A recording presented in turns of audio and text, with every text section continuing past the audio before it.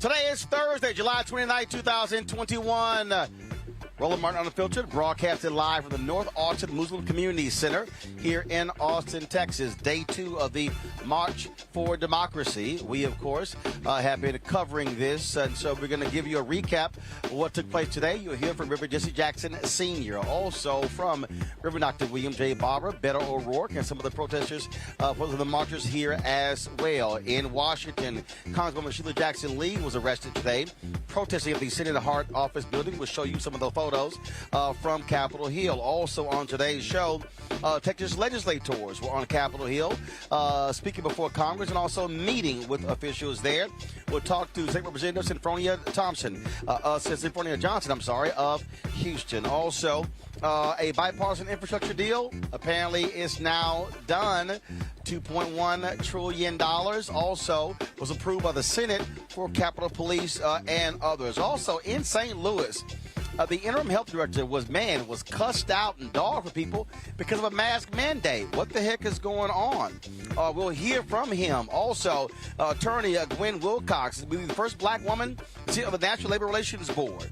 Plus, a crazy-ass white person in Mississippi. Wait till you show you what this cop did. Folks, with our jam-packed show, it's time to bring the funk. I'm Roland Martin Unfiltered. Let's go. He's got it. Whatever the miss, he's on it. Whatever it is, he's got the scoop, the fact, the find. And when it breaks, he's right on time and it's rolling. Best believe he's knowing. Putting it down from sports to news to politics. With entertainment just for kicks, he's rolling. It's on go, y'all. It's Roland Martin, Rolling with Roland now. He's funky, he's fresh, he's real, the best, you know he's Roland Martin now.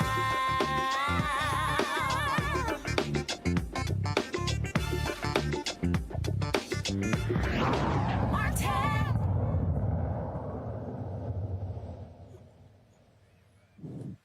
All right, folks, welcome to Roland Martin Unfiltered. We're broadcasting again from the North Austin Community Muslim Center here in Austin, Texas. This was the location for the end of the second day of the march. We, of course, live stream the entire event. If you want to see all of it, just simply go to Roland Martin, our YouTube channel, youtube.com/Roland S. Martin to see it. Guys, kill the music, please. I'm still hearing music, so please kill the music. Thank you very much. And so, like I said, we were actually covering all of this today and giving you a sense of what took place here. Folks were on the streets there. Give me 1 second, guys. I actually have a package that I put together. So let me know if you guys are looking or seeing my iPad. And so I'm going to actually show that in a second. We, of course, had folks. We had folks who were marching today, and like we said, we told you about yesterday. They operated in multiple shifts. And that's sort of how they were. How they were coordinated. We started at Good Hope. Baptist Church in Round Rock. Ended up here at the North Austin Muslim Center. All right. And so here's a recap of what took place today.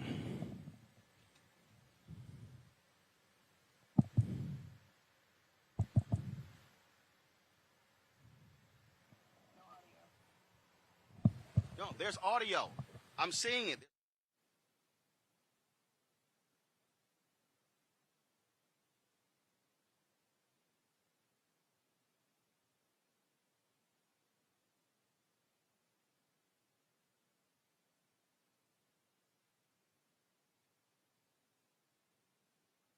So I'm seeing the video. You should be getting audio. So let me do this here. Let's get this all straightened out, and then we'll handle that. I'm going to bring in my panel right now.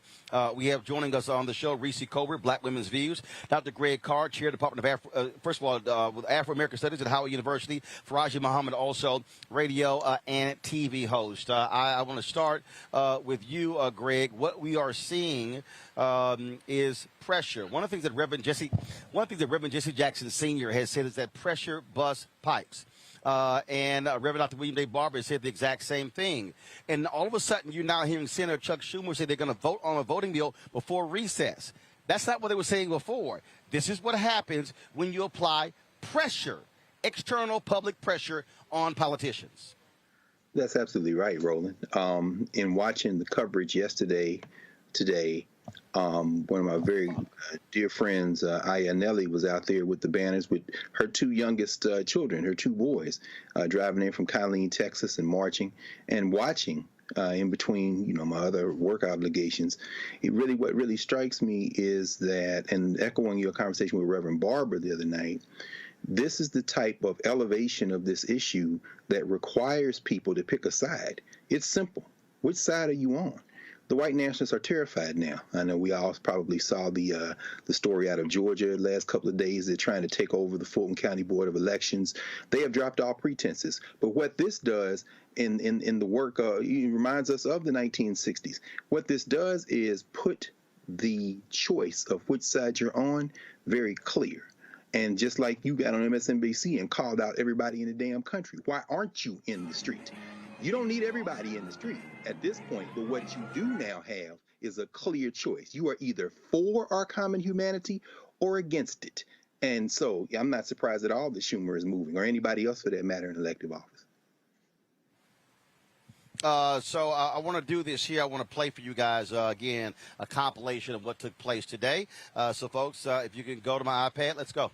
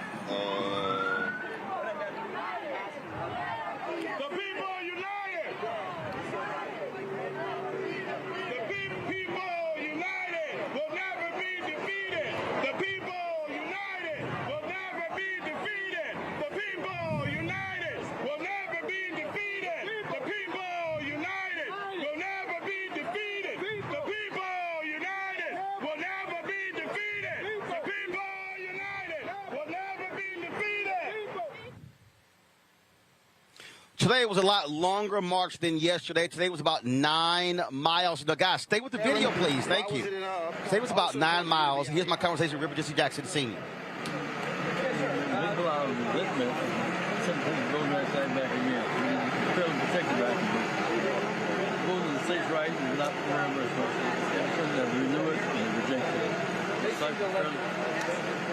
We don't have the constant resident. We'll have a safe resident. Let's change that. I think that we're getting attention to the fact that people will sleep. So for the people who say marching doesn't mean anything, what do you tell them? It's a form of education. It's really inspired by marching. Even the police get converted in time to march. We march right. It's safety. It's security. We march. Armies march. We march too. Not march out effective. We march to change things. We'll adjust things. We'll maladjust. We'll fight back. All right, then. Reverend Jackson, always good to see you. Thank you, Reverend. Keep going. Did you?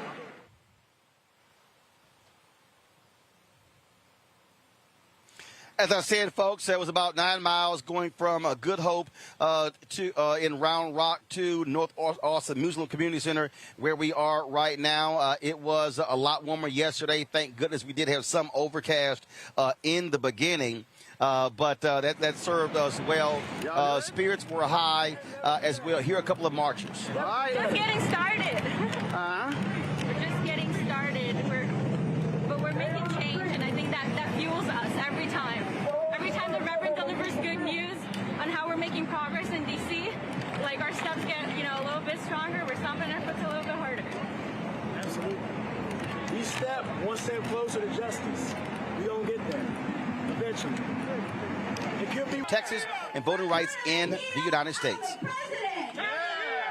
Thank you.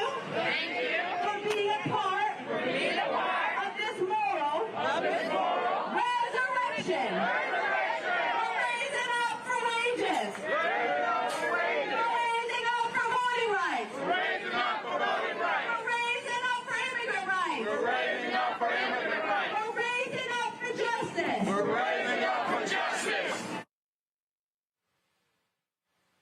All right, folks, a little bit later in the show, I'm going to show you Beto O'Rourke, Reverend Dr. William J. Barber, and Reverend Jesse Jackson Sr., the three of them, when they spoke together, speaking to the people assembled during one of the breaks. Reese, we keep talking about why pressure matters.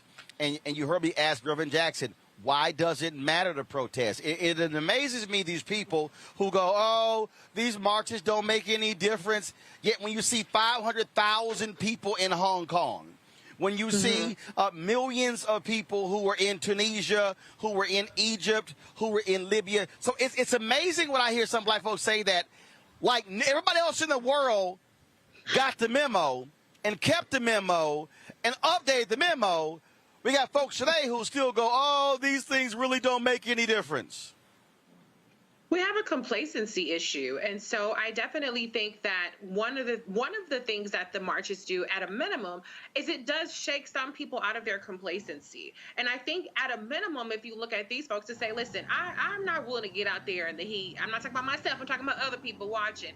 If you're not willing to get out there in the heat, if you're not willing to march and grab that megaphone, the least that you can do is vote when it's time to vote. But pressure absolutely does matter, because what these politicians follow is they follow these stories that get the attention. If it's not getting an attention, if a tree falls in the forest, nobody damn hears it. And so the only way to keep this on the front burner is to do these sorts of things and show politicians that there isn't widespread complacency. So my hat goes off to all these folks, because this is grueling work what they're doing, and they're really putting their mouth and behind their actions, and that is so critically important. And one of the things I want to also emphasize is, even with federal legislation being passed, there still needs to be engagement from voters across the country at the local level to make sure that their vote counts, because gerrymandering is going to happen at the state level. Who knows if voting legislation will pass before that can be taken into account?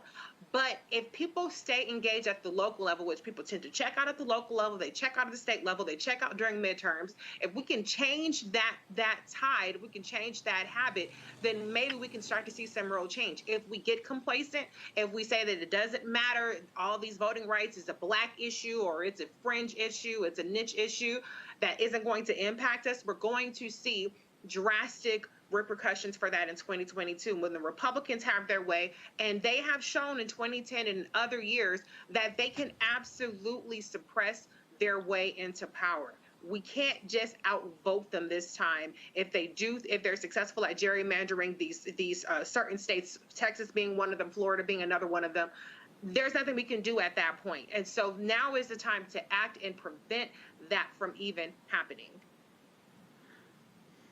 Faraji, I guess I stated, we're broadcasting from the North Austin Muslim Community Center. One of the things that the Poor People's Campaign and Black Voters Matter wanted to do with this March for Democracy, they wanted people to understand that it was an interfaith coalition of people.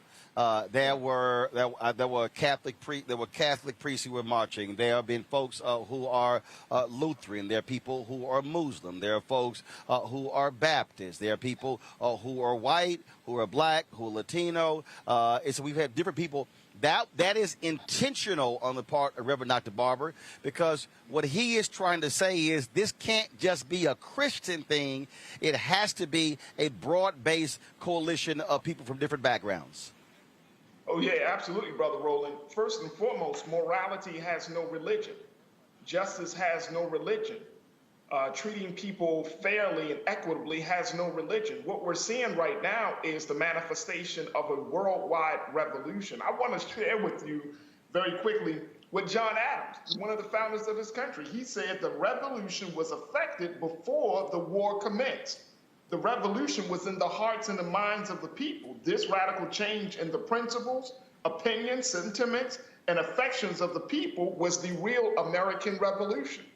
And so when you're talking about bringing those folks of different faiths and different socioeconomic backgrounds and really having, planting a seed in their minds and their hearts and their spirit that they want to change this country fundamentally, that's a revolution. You don't need to have, one of the big things, and I think one of the big fears that the United States of America has an issue with, is the fact that when people become awakened to what has been happening to poor and oppressed people in this country, and once the awakening happened, once there is a moral consciousness that has been pricked, then guess what's going to happen? You're going to start shaking people up. You're going to make people afraid, especially the leadership of this country. So this is a revolutionary move. And I want folks to know this very quickly.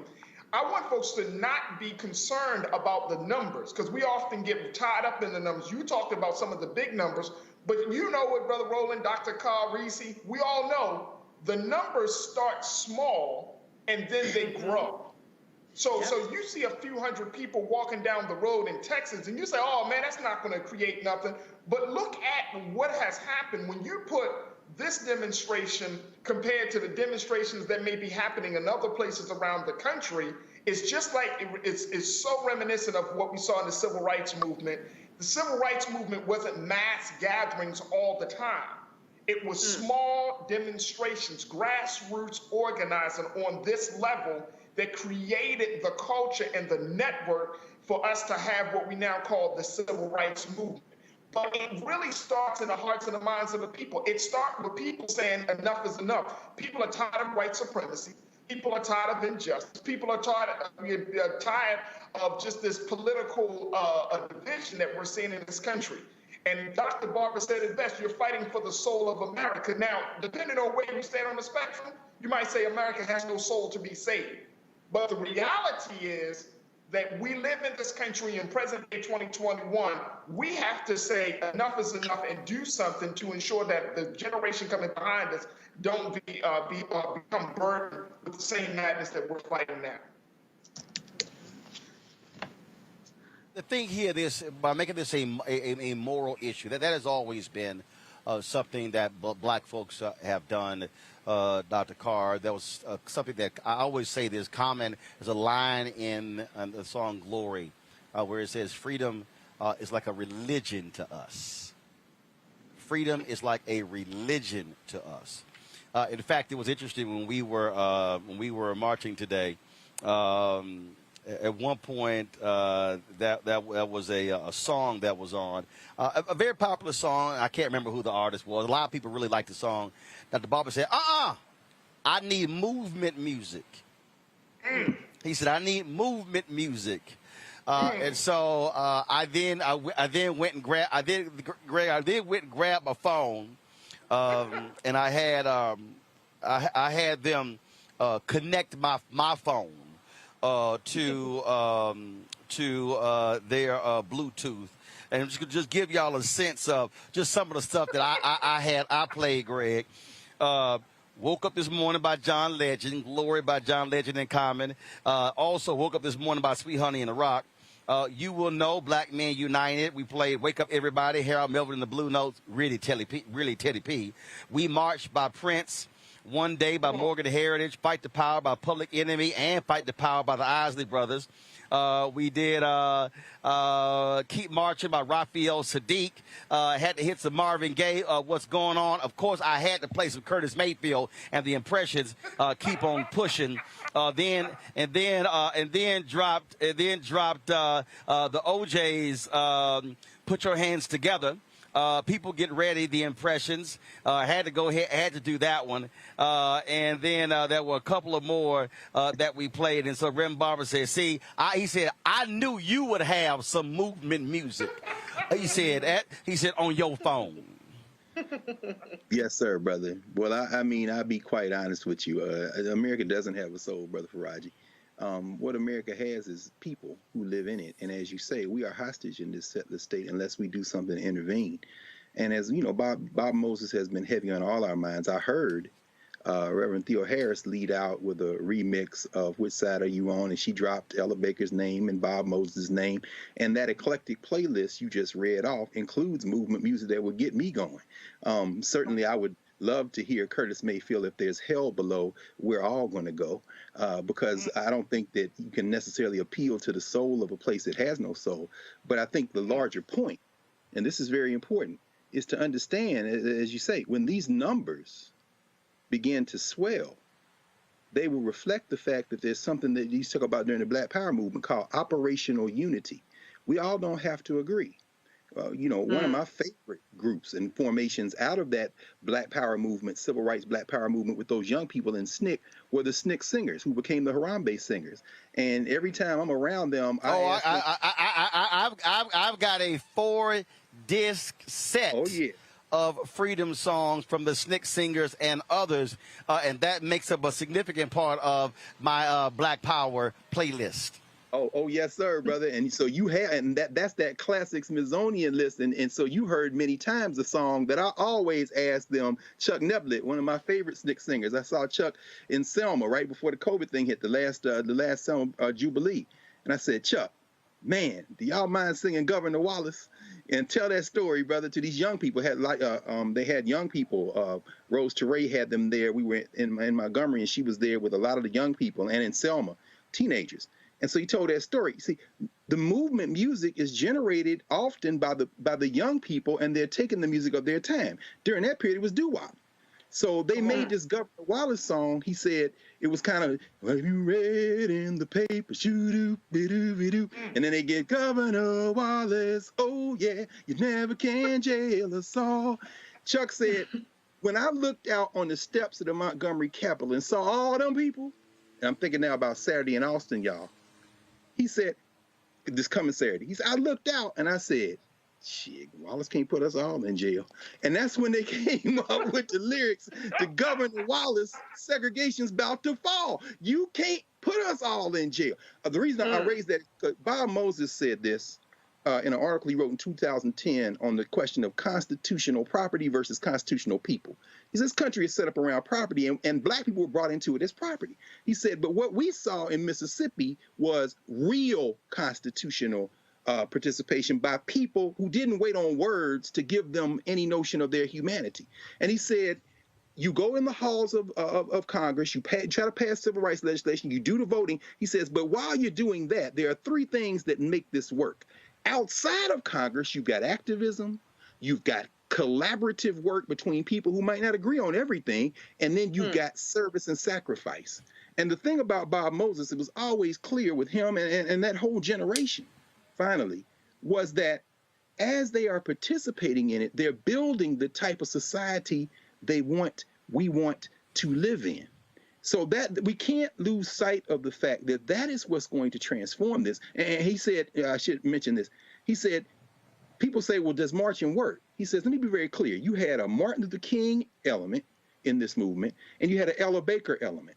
He said, the Ella Baker elements where we were, that's organizers. You're building strength, you're organizing. He said, think of Martin Luther King perhaps as the president of the civil rights movement. In other words, when the president speaks, that is kind of like a position where you're using a platform. And he said when STLC decided to go into the demonstration protest direction in order to emphasize the contradictions in the country, that's when they got rid of Ella Baker as the executive director and went to Y.T. Walker. But Ella Baker was very happy not to be in that position because that wasn't her strength. Her strength was organizing and putting people together. She didn't say, so what you have to have is operational unity. What Barbara and Theo Harris and the Poor People's Campaign and Fueled by People is doing, they are learning the lessons of the past and understand that everybody plays a role. I'm never going to walk with that American flag as a banner. You're going to have to find somebody else to carry that. But I will walk behind a red, black, and green, or I will march and go and help organize, and together pressure bust pipes, brother, like Reverend Jackson said. That's facts. Before I go to my representatives from Texas, I got to go back to the point that Reese made, and I do not want us to overlook this because Ari Berman came out with a report today that really speaks to that. It was based upon some data. The Democrats only have a 4-seat majority in controlling the House. But because of partisan gerrymandering, the Republicans could literally pick up 13 House seats in Texas, Georgia, Florida, and North Carolina. Now, folks, understand this. 75%, listen to me clearly, 75%. Hold up, let me dial that back so we can have a civics lesson. When you have a population shift, this is where the census comes in. What happens is they then apportion congressional seats, House seats, based upon population. So if your state, I think New York lost a seat because of 49 or 69 votes, something like that, okay? That's why the census matters. So Ohio, North Carolina, New York, Pennsylvania, these northeastern states, they have been losing population to the south. So your population increases, you get more House seats. Listen to me clearly, folks. 75% of the growth in Texas, North Carolina, Georgia, and Florida have been black and brown people. Yet the Republicans could potentially wipe out 6 congressional seats held by people of color and give those to white Republicans. Let me say that before I go to Reese. 75% of the population growth has been black and brown people, but the Republican Party is going to make sure that the beneficiaries are white Republicans. Reese. Oh, Lord. First of all, everybody is making me feel smarter just being on this panel. So shout out to y'all because there's so much history and knowledge being spit. So I had to say that first. But second of all, we are playing a rigged game. And we're playing defense because when we have a chance to be on offense, which was 2020, which we were begging and screaming and crying about, please vote local, please vote down ballot.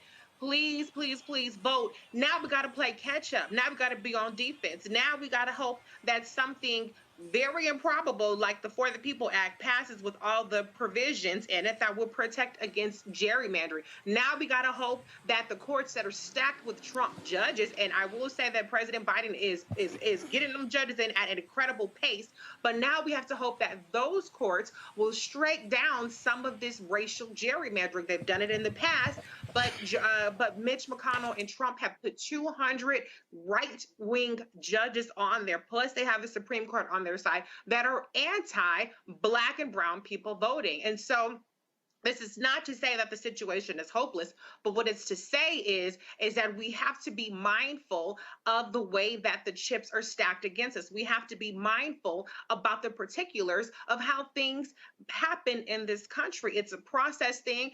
If you're explaining you're losing, which is why Democrats have a hard time of conveying why it's so hard to get things passed because of the barriers that are put in place. And the Republicans think of the long game. And so we have to do something now. It might not save us for 2022, but we have to think 10 years in advance. And that's something that we've been talking about, particularly you, Roland, and I know this Thursday panel has been talking about. We have to think about the next couple of decades with every single election, because that's how the Republicans operate. And so it's so crazy that black and brown people moving to the South, moving to areas like Houston, are going to be shut out even more and gerrymandered even more because white folks know how to play the game. And what I can say is to the Democrats in places like Florida, I'm sorry, not Florida, but New York and California, and where we have the power, y'all need to gerrymander the shit out of those places too to get some of those seats into Democratic hands, because I'm sick and tired of Democrats trying to put in place these bipartisan commissions and stacking and not taking advantage of what we have and we have the power. And meanwhile, Republicans, they don't give a damn about the rules. They don't give a damn about democracy. So we need to start fighting fire with fire our damn selves. Absolutely. I want to bring in right now Representative Nicole Collier. She is the chair of the Texas Legislative Black Caucus. Representative Collier, how you doing? All right. How are you, Roland? Doing great. Also joining us right now is State Representative Senfronia Thompson, also a House member of the Texas Black Caucus. And, of course, I know her quite so well because she was a running buddy of my grandmother, Imelda Lamont. So wherever Representative Thompson was in Houston, my grandmother was right there. And so until she passed a few years ago, that was her running buddy. So we officially call Representative Thompson. We call her Senfronia. How you doing? I'm doing good, and you? I'm doing great. First of all, y'all were testifying on Capitol Hill today. Tell us how that went, and what are you hearing from Senate Democrats? Are they getting the message? Are they feeling the pressure? Are they now understanding the gravity of this? We just talked about how they could literally run the table with partisan gerrymandering. And that's totally separate from these voter suppression bills. Are these Senate Democrats getting the message? Representative Collier first. Oh, well, thank you. I often yield to Ms. T, who is the dean of the Democratic delegation. But I will respond and say that we believe the message is moving forward. It's not where we want it to be before the deadline. So the special session ends August 7th. We need action by then. It's unlikely that Congress will be able to take up the measures that are needed to provide the oversight and the protections for Texans' freedom to vote. But they're moving forward and they're still talking. So that's always a positive, that's positive for us so that we can keep this message going, because this attack is not limited to Texas. This is happening all across our nation. They don't want us to vote because our numbers are growing. And the way that they stay in power is that they change the rules. They keep moving the needle further and further when we get closer and closer. So we've got to keep moving forward ourselves. Now, one thing is we can't out-mobilize racist gerrymandering. That's something that Reverend Barber said. And he is so right. We can't do that. We have to deal with what we have, and we've got to take back our communities and take back our positions so that way we can preserve and promote our communities. Representative Thompson, you were there in the legislature when Tom DeLay, when he was in Congress, when the Republicans, not even in a census year, in an off-census year, chose to invoke political gerrymandering. You had a black House member, Ron Wilson, who went along with them because he thought he was going to get that congressional seat that is now held by Congressman Al Green. He got his butt kicked by a former teacher, and a lot of black folks have not forgotten how he screwed over black folks as a result of that. So Senate Democrats need to understand Republicans don't play by rules, especially Texas Republicans. They believe in power. And so this notion of Democrats, let's be fair, let's all get along. You just heard Reese talk about, hey, if you Democrat and you run in a state, gerrymander the hell out of your state because the Supreme Court has already said you can do it. Republicans do not care. This is about how much power can we get. Well, they change the rules as they need to change them. Here's the real bottom line, and you've been hitting it all day. The bottom line is that Texas is 83.5% people of color and 16.5% Anglo.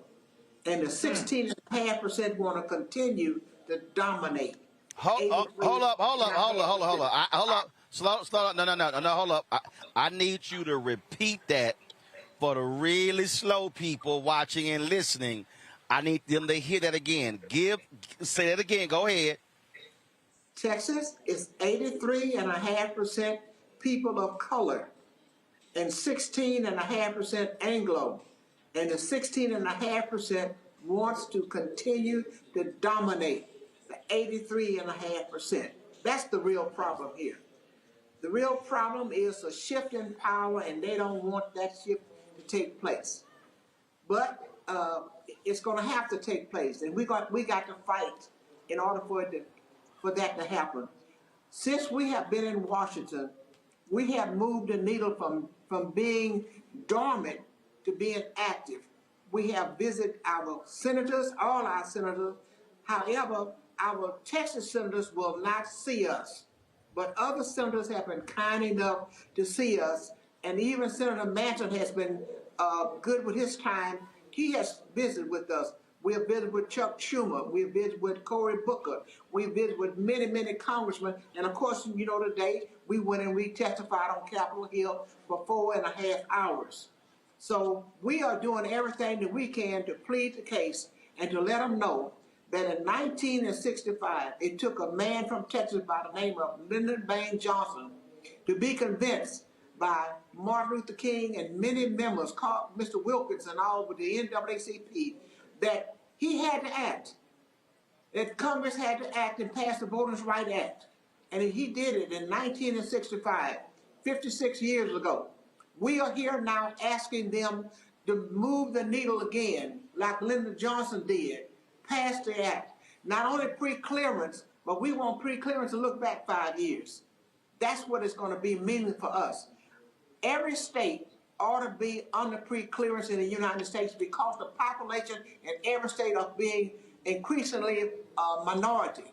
And if we're going to be able to assure that the minority people in this country are going to have a say in their democracy, then this is what it's going to take. I know a lot of people want to talk about having redistricting boards, nonpartisan. There's no such thing as nonpartisan. What they want to do is they want to empower a group of unelected bureaucrats, partisan, to go in there and draw lines for people in their own party. The Congress, the Constitution gives the legislature that responsibility, and they need to have their feet held to the fire and do it right, and do it right for all people, and make sure that that 83.5% of people of color in Texas are treated fairly, and those lines are drawn fairly. And the way to do that is Congress has to move off the dead center and get it done. Well, first of all, Republicans still don't care about that. In Michigan, the voters actually passed a ballot measure to create a nonpartisan redistricting commission.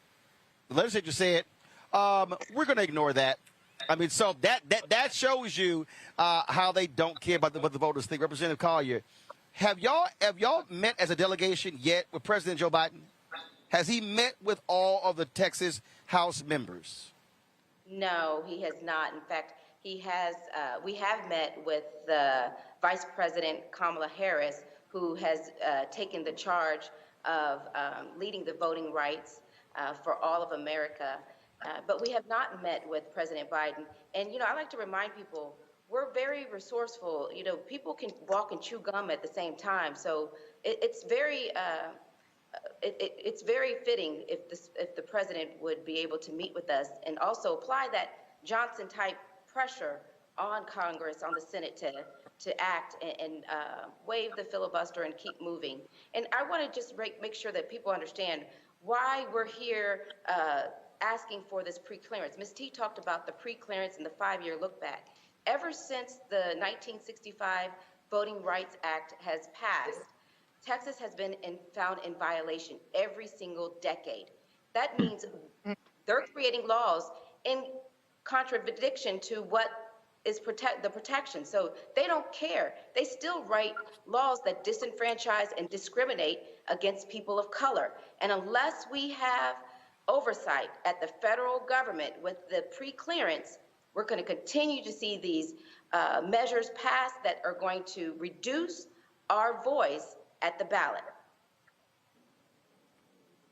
Representative Thompson, I know y'all got to say the right things and y'all got to be real nice about this. I don't have to say the right Okay, thing. I know. Frankly, it pisses me off that here y'all walked out of Texas. Y'all left y'all families. Y'all left your friends. Some folks have canceled weddings. They've had other people who passed away not gone to funerals. Y'all, to avoid getting arrested by Governor Greg Abbott, to break the quorum. And President Biden hasn't found the damn time to meet with y'all. Here y'all putting it on the line, and he wants to give speeches, and he hasn't even scheduled a meeting. That, to me, is wrong as hell.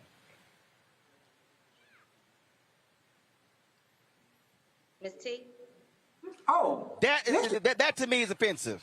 Representative Thompson, go ahead. Well, I think that meeting is going to take place. I think his people has told him that. Well, he needs to hurry the hell up. Because how long y'all been in D.C.? Almost 2 weeks.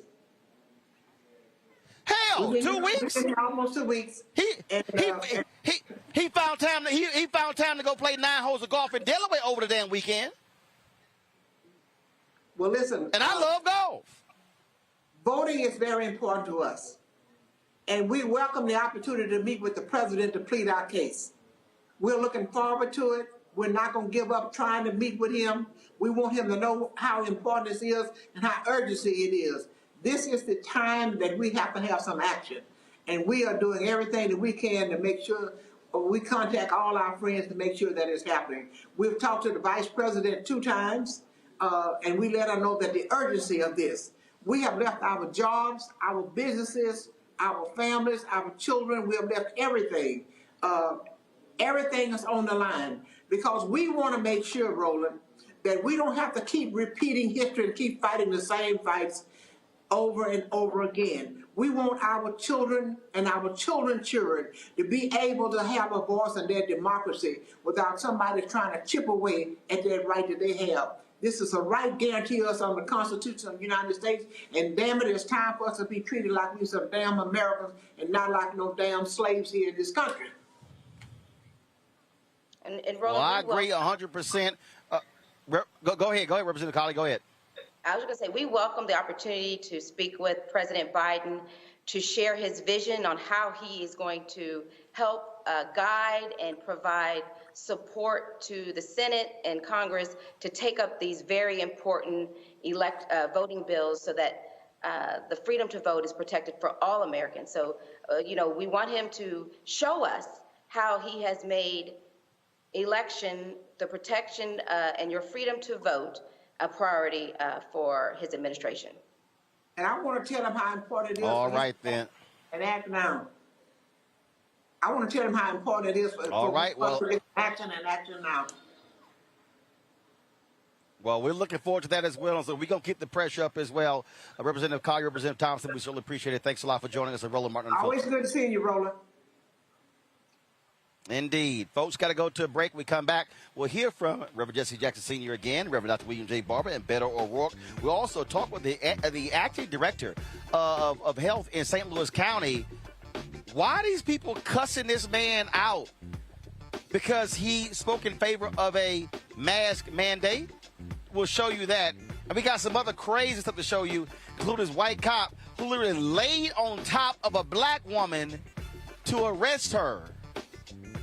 Y'all, the video's unbelievable. All of that and more as Roland Martin Unfiltered continues broadcasting live here from the North Austin Muslim Community Center. We'll be back in a moment. The same forces that are trying to pass these bills across the country, but here in Texas,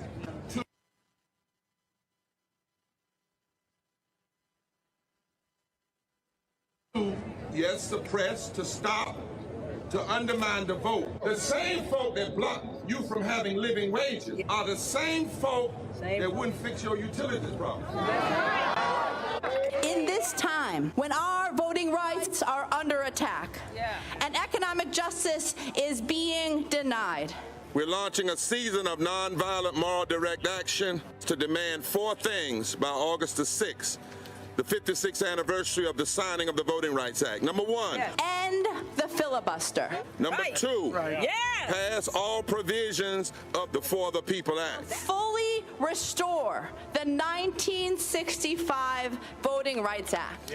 And number 4, raise the federal minimum wage to $15. Pass the For the People Act. That is the last best hope for voting rights, not just in Texas, but Georgia and Florida and about a dozen other states. Pass the John Lewis Voting Rights Bill and the For the People Act. Let our people vote. The Latinx community is the rising electorate in Texas, and our representatives are threatened by these shifting demographics. Our pathway to citizenship, to a living wage, depend on our access to the ballot. This is not just a black issue. That's right. This is a moral, constitutional, and economic democracy issue. Poverty is reinforced by public policy. And what happens in Texas, as well as in America, we create policies that perpetuate poverty, and then we criminalize the poverty that we create. There's only so much we can take, and it's time for us to stand up and speak loudly against what's happening here. I think in Texas that it is time for a Selma-like. I think we ought to march from Georgetown to Austin. And we ought to come to Austin, but we ain't coming to Austin just for Austin. We come to Austin to save the Washington, D.C. Which side are you on? And don't tell us you can't do all of this. You must do all of this for the soul and the heart of this democracy. Forward together! Forward together! Forward together! People our age have lost the ability to focus the discipline on the art of organizing. The challenges, there's so many of them and they're complex, and we need to be moving to address them. But I'm able to say, watch out, Tiffany. I know this road. That is so freaking dope.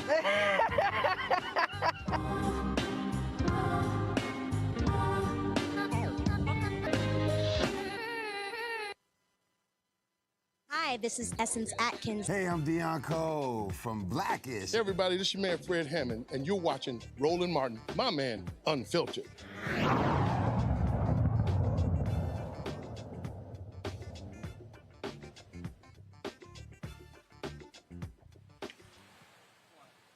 All right, folks. Of course, we're here at the North Austin Muslim Community Center. We told you we had an opportunity to live stream today's march. And at our second stopping point, where they stopped to get some rest, drink some water, use the restroom, they heard from Reverend Jesse Jackson Sr., Reverend Dr. William J. Barber, as well as Beto O'Rourke, all who've been involved in organizing this particular march. I wanted to show you what they had to say. Here we go. We have an embodiment of the fight before.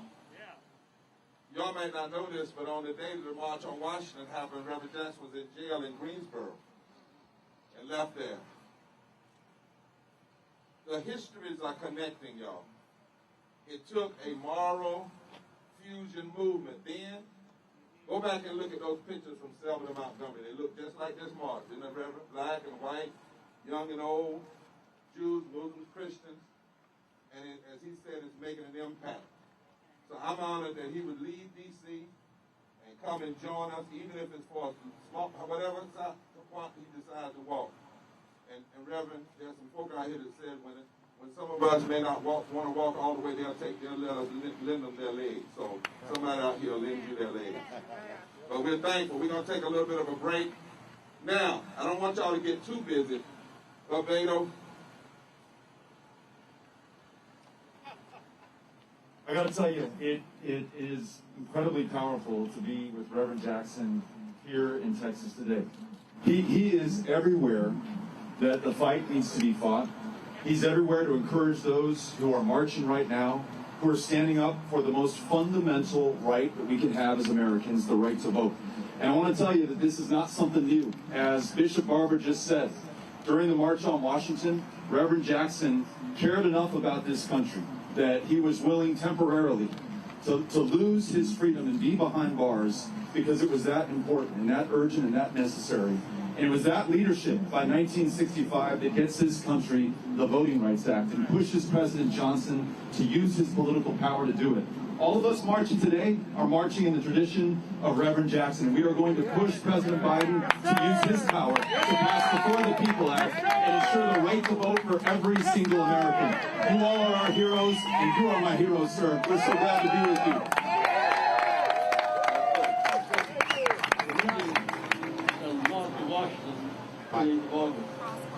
I think we should be in state capitals on that day. Because it's actually in the state capitals. But another thing is going to watch that was people in jail in 20 cities that day. That's right. Jim Palmer was in jail in both cities that day. The fact is, enough of us are watching. and state capitol. At the same time. At the same time. We have the right. We have the right. To march, fight, change the Senate. Change the Senate. Change the Senate. Change the Senate. We defeat these guys in the McConnell. Now, did y'all hear that? The Reverend Jackson. And what we're saying is, the Senate goes home. Now, they're talking about staying, and now they're talking about doing something, Reverend, because we're marching. But if things are not where they ought to be, yes, there ought to be some things in D.C., but there ought to be stuff happening in state capitol. That's right. And we're talking about that. We're going to talk, Liz and I and Reverend Jackson, about that. You know, folk might be in D.C. on that the day before, we might be in West Virginia. Yeah. But all over this country, put this out, media, that the Poor People's Campaign and the 40 organizations that are here, Reverend Jackson, Beto, Reverend Liz, we are saying that there needs to be marches on every state capital, saying end the filibuster, pass every provision of the 40 People's Act, restore the Voting Rights Act, pass $15 living wage, and ensure the protection of our immigrant brothers and sisters. Everything happens from the bottom up. From Austin up, from Greensboro up, from Birmingham up, from Montgomery up, from Jackson up. That's how movement takes place. So that's why we're here. To the media, be reminded, because I already had a question today, we limited this part of the march to 125 people for safety. We could have a whole lot more, am I right? We had to turn down people. But everybody's welcome to Austin. Everybody's welcome on Saturday. And we just announced, Brother Beto, myself, Reverend Liz, the campaign, that Willie Nelson is going to join us for a special freedom concert in Austin. So media, you got to hear, in Austin. And we're calling on other artists who can't come. Everybody needs to stand up. I got a call last night, Reverend Jackson, where's Roland? I told him we want Chris Paul's number so we can text him and email him and ask him to talk to cinema. We need Jerry West, a major supporter of Manchin, to talk to him. But we need the president. Yes. If the president will come to Texas, go to Arizona, go to West Virginia, and then get the speaker and the Senate leader to call him to the well of the Congress and say we got to protect the infrastructure of this democracy. We can do both at the same time, physical infrastructure and political democracy. It's no reason it can't be done. In fact, if it's not done, you're going to have more than bridges crumbling. You're going to have the democracy crumbling. That's right. Now, before we get started, don't y'all do too much of this because I don't want you to be too tired. But we learned a long time ago, and Liz always reminded me, in the Poor People's Campaign, we know how to dance. Yeah. You see, it seems like it was wrong. But there is one song that says Fight the Power, that it's a song from the 70s. Just give us 30 seconds. If a man up there, if he see me, he got me, or either got to give the people what they want. I really would like that if you got to give the people what they want. You got that? OJ. How many of y'all know about the OJ? Now don't y'all well and get the tearing on and stuff. Yeah. Put that on the resume. Uh-oh. When y'all hear something say tick, tick, tick, tick, tick, in a minute, that means the song is coming on. We're going to have talking to regional press today, and then we're going to be talking, have a press conference tomorrow. Uh-oh. Don't go too hard because it's hot out here. Uh-oh. Not too much. Don't hurt yourself. But you got to have a little bit. You got to have a little bit in you. Come on, put those placards in the sky. Come on, put those placards in the sky. Wave that flag.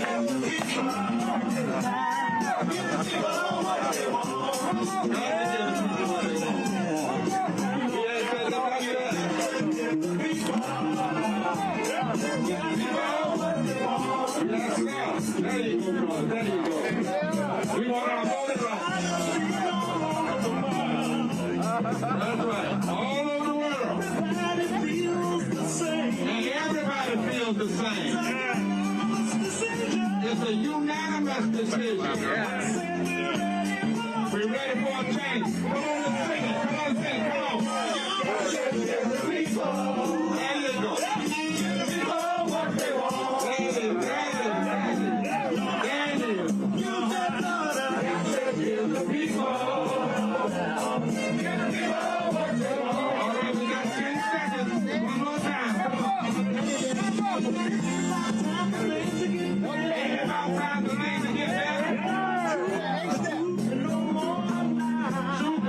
No more lies.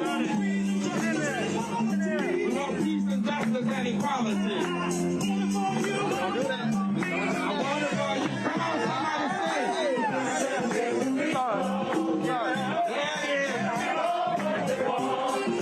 Oh, Lord, somebody's throwing them back.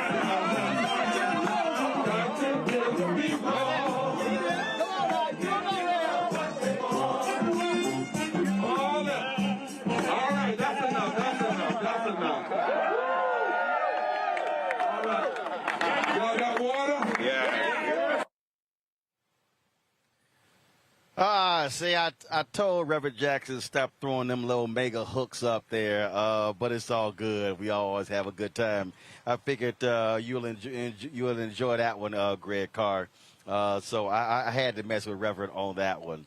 I want to, I had to do that, but first of all, I said we let that Q get away with it. He's earned it. You see him try to slick up with that. I shouldn't even do it, brother. I'm sorry. Oh yeah, he tries it every time, but I always gotta check him. So, but we're certainly glad to see Reverend Jackson out here, folks. Let's talk about what took place in St. Louis County, where these folks lifted their mask mandate. They voted. These people just beyond stupid. The Delta variant is going crazy. Massive number of cases we're seeing in Florida and Mississippi. And these folks, largely white conservatives, are just totally freaking out as a result of this. Dr. Faisal Khan is the interim director for the St. Louis County Department of Public Health. And, folks, he wrote a piece detailing the kind of names these people called him. Everything other than a child of God. He joins us right now. Dr. Khan, welcome to Roland Martin Unfiltered. Thank you, Roland. It's a pleasure to be here. I read your piece, and I just sat there and I said, again, for folks with language, someone call you a cunt? They were calling you those type of names because you were speaking, because as the public health director, your job is to save lives. It's the health of the public. That is correct, Roland. It was a very disappointing and disturbing turn of events. And, once you've whipped up a crowd of people into a frenzy and played on their worst fears to stoke hatred and anger and then redirected them at government officials, things escalate very quickly. So it was an experience that left me shaken momentarily. And so, was it was it during testimony or afterwards, or have people been calling you and emailing you with these vile attacks? So basically, as a public health official and as a public official, it is my responsibility to go to the county council, the legislative body, whenever I'm asked to, and explain the rationale and the data for public health policy. On Monday, this past Monday, St. Louis County imposed a mask order on my recommendations, based on the alarming data that we were seeing related to the Delta variant. And so I was asked to go to council on Tuesday evening. I was invited there by a member of the council to present information and explain the rationale for imposing the mask mandate. I went in prepared to do just that. But what I walked into was a situation where hundreds of people had been whipped into a frenzy at a political rally outside the venue prior to the meeting and then brought in. So as I looked around, I saw a sea of angry faces.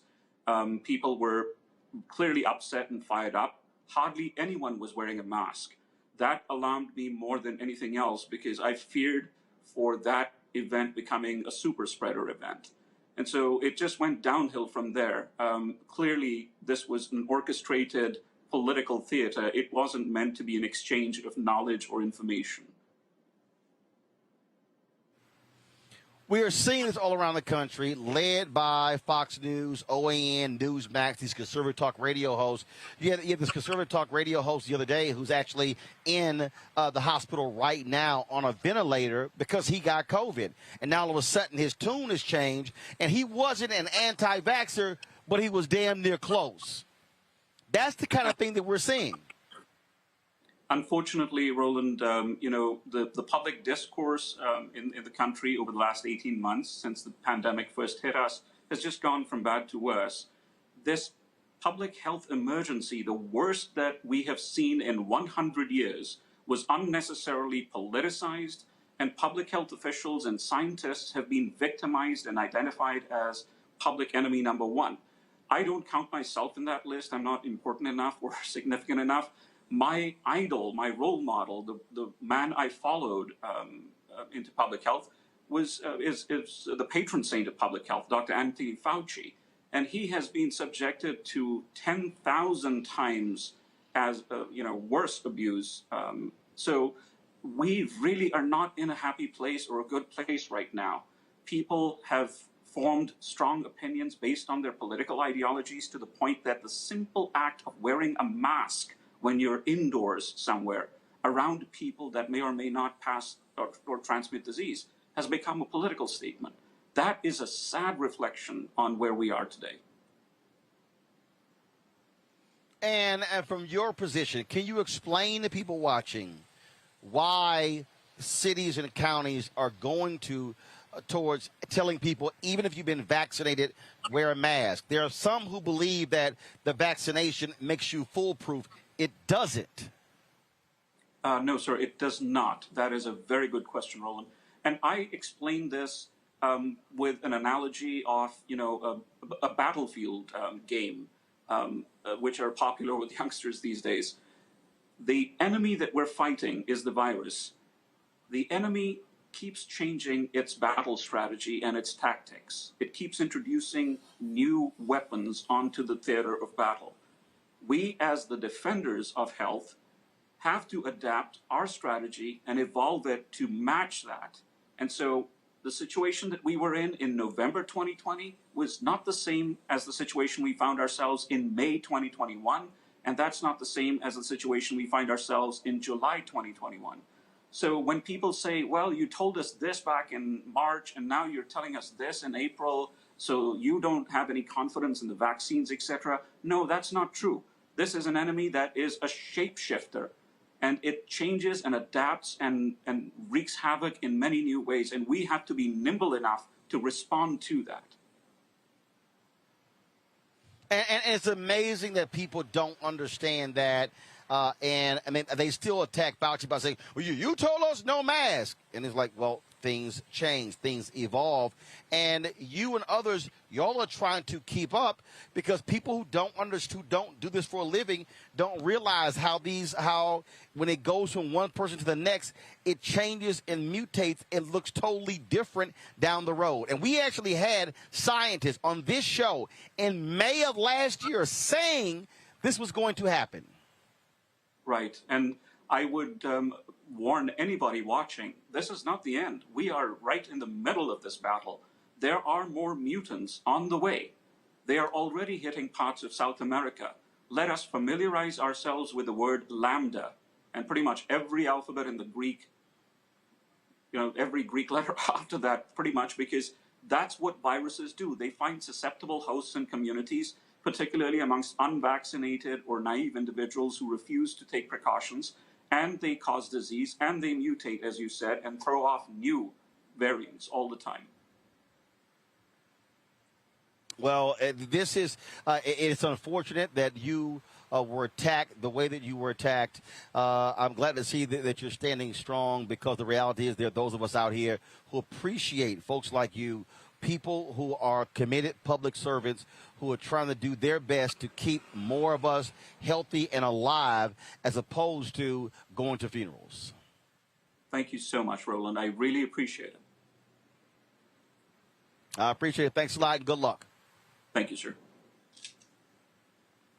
Reese, these people are losing their damn minds. I mean, these folks are, and look, every day I'm seeing nurses and doctors posting stuff of individuals who are laying up in bed. One guy, 24 years old, he was trashing the vaccine. Now he needs a double lung transplant at 24. Yeah. We showed a 34-year-old brother who was tweeting. He said, I got 99 problems. The vaccine, not one of them. The mask ain't one. Guess what? He dead. No. He said the vaccine wasn't one. He was dogging it, trashing it. Guess what? He dead. Mm-hmm. He died.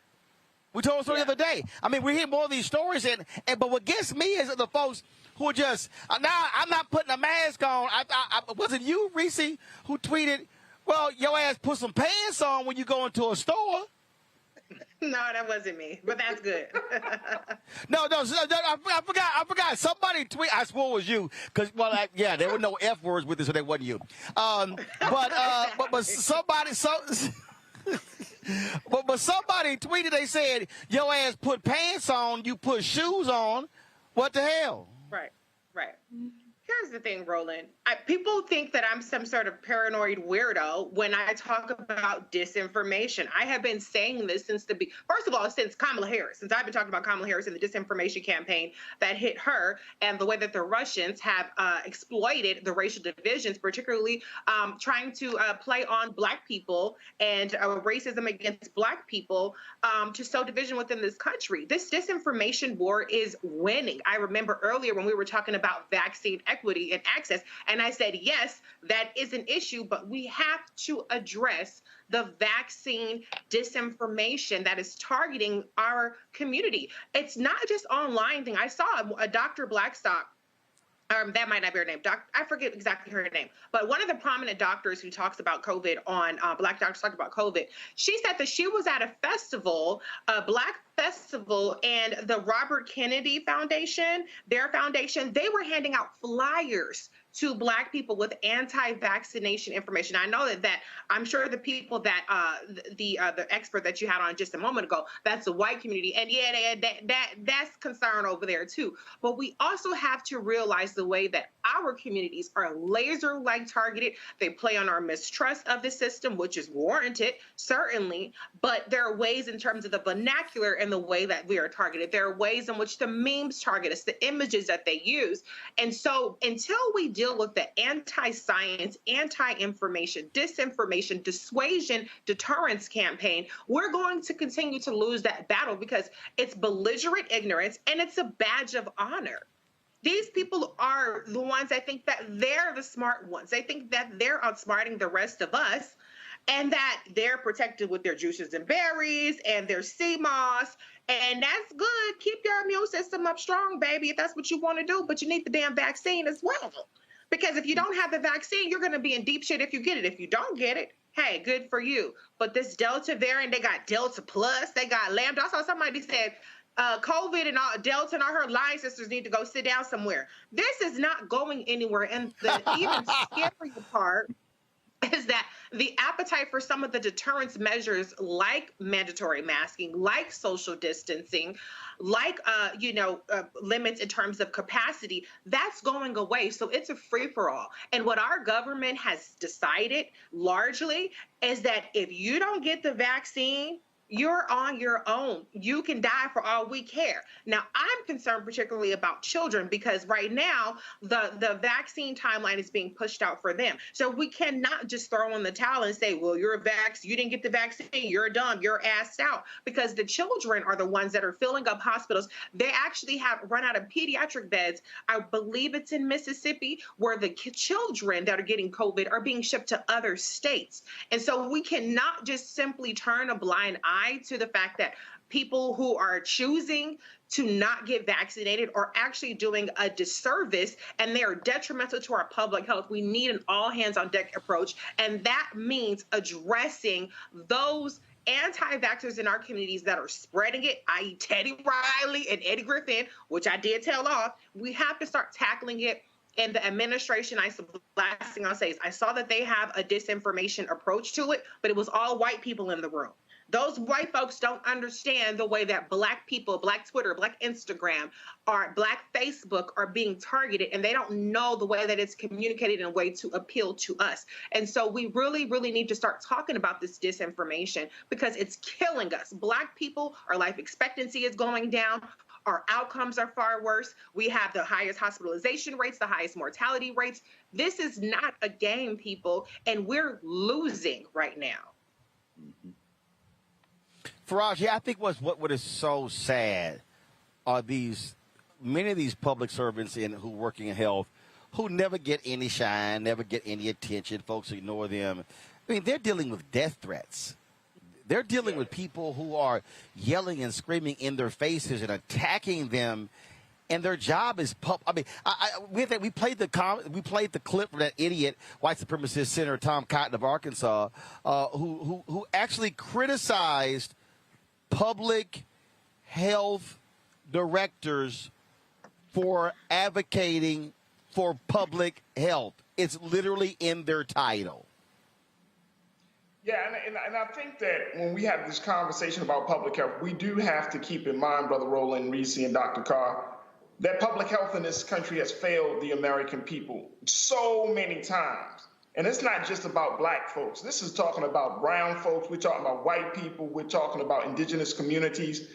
The public health in this country has become so corporatized to the point that people don't know what to believe. It's hard to put trust when profits is more valuable than people's lives. You know, I ran across some information saying that, and I think it was either Moderna or Pfizer, but they were talking about the fact that their bottom line, or Johnson & Johnson, I'm sorry, talking about the fact that their bottom line went up $2 billion. I mean, and then, you know, Pfizer puts out this data stating that, you know, that folks may need, you know, another booster shot when it comes to this vaccine. And then when, you know, back on July the 16th, the CDC put it out there. This was from when CNN reported that the US CDC warned people who are immunocompromised, meaning if you have a weak immune system, that the COVID-19 vaccine may not have been effective for them and encouraged them to take precautions as if they were not vaccinated. So when you have this culture, the culture of mistrust, the culture of disinformation didn't just fall out of a vacuum. It was created because of the messages, but because of the long systemic issues that public health and the healthcare system of this country has. It's unfortunate. It's really unfortunate that we're still having conversations about whether America should have universal health care when you have, quote unquote, countries of lesser resources and lesser people having these very simple human privileges, right? And these human rights, excuse me. So when we're talking about that, let's keep those things in mind. But then also, you know, let's talk about the fact that there isn't a national mask mandate. What is stopping this country from saying enough is enough? Let's at least enforce a mask mandate. And people say, oh, well, it's imposing upon my freedom. I can't breathe. Like, please stop it. The reality is that this is an outgrowth of what we're seeing from a failed public health system in America. Well, the point Faraji makes there, Dr. Greg Carr, with regards to the booster, if people watch this show, they would have known that in May. We had experts from North Carolina A&T, and this is why we did this. We purposely found Black experts. We purposely found Black doctors, Black scientists, Black epidemiologists. And I remember the brother from North Carolina A&T, his name escapes me right now, I'm sorry. He, on this show, said there's going to have to be multiple shots. He said as the virus mutates, he said that the vaccine that is created for that particular variant. He said when COVID, when it shifts and it mutates, he said you're not going to have the same vaccine effective. No different when we've had in the past when there's a new flu variant. And folks say the flu shots from last year are not going to work on the flu shot this year. That's why we did that. Now, to Reese's point, she's absolutely right. We were sitting here yelling and screaming and kicking, telling the White House, I talked to them directly, telling the CDC, I talked to them directly, telling people in these states, I personally talked to them directly, saying, hey, y'all better don't just send that money. Don't let these white ad agencies just send that money to these other folk who just going to just BS it. You got to have real conversations with people that folks trust. And guess what? We dealt with Trump, who was sitting here saying everything was alive, sowing so many seeds of discontent, continues to do that. Then, yes, Farage is right, what happened in the past, but also what people have to understand is that, as Khan said, if they tell you something different today, people are like, well, you told me this 2 months ago. Shit changed. That's like somebody saying, that's like, I mean, that ain't no different than somebody saying, this is your car note in May. Your ass don't pay your car note for 3 months. Guess what? That shit gonna change. Late penalties, interest. It happens. And that's the thing, man, that is so frustrating. Folks just don't. Greg, you deal with it. Dr. Carr, I don't understand. How am I getting a failing grade? Because your ass failed the last test. Brother. Well, how can I pass your class? Don't fail the next test. Do some extra damn credit, then you might pass the class. Guess what? Shit changes. Shit changes. Well, as we know as teachers, the first first 3 words, when you come in December with a day left, talking about what can I do? So it's a little too late, but maybe go back to the first day of class, read the syllabus. So, you know, ignorance is perhaps the most powerful thing in human social organization, brother. They had, 40-some thousand people up in the Mercedes-Benz Dome to hear this boy, to watch this boy dance to his own music down there in Atlanta. So, No, hold on. An unfinished album. Go ahead. Well, I don't even know what, I know he living down there in the damn dome. He at the side. I mean, so ignorance. At the end of the day, I mean, here we are, not even 50% of the people in the United States of America. And this is a country where you can get the vaccine. Even as we just found out that Joe Biden and them talking about paying people $100 a piece to take the shot. I would say, shit, I would have waited 2 months if you're going to start giving out money. But the whole point is that, you know what I'm saying? We're not even at 50%. And 2/3, well, as you say, 2/3 of Vermont is fully vaccinated, but in Alabama and Mississippi, just over 1/3 of the people are vaccinated. And Kay Ivey down there throwing her own white nationalist kin under the bus. I can't tell them what to do. I mean, after all. And as you roasted her and said, well, you lifted the damn mask mandate and told the restaurant you could let anybody come in. What we have to understand is that the biggest skyrocket are the places where most of our people are. The per capita rate is going up 77 in Louisiana. Next is the South and the whole 33. Next is the West, 13. Next is the Midwest. And then Northeast is the last, where we are right now. What does that tell us? It tells us that misinformation is real. And with all due respect to our brother, Dr. Khan, let's be clear. When that man snuck up behind you and said that you're un-American, that man was right. Because his America is the same America where in Georgia, as we see being reported, as they're going to try to take over Fulton County, because they said we don't trust the integrity of the election process, the Georgia legislature. By integrity, they mean white power.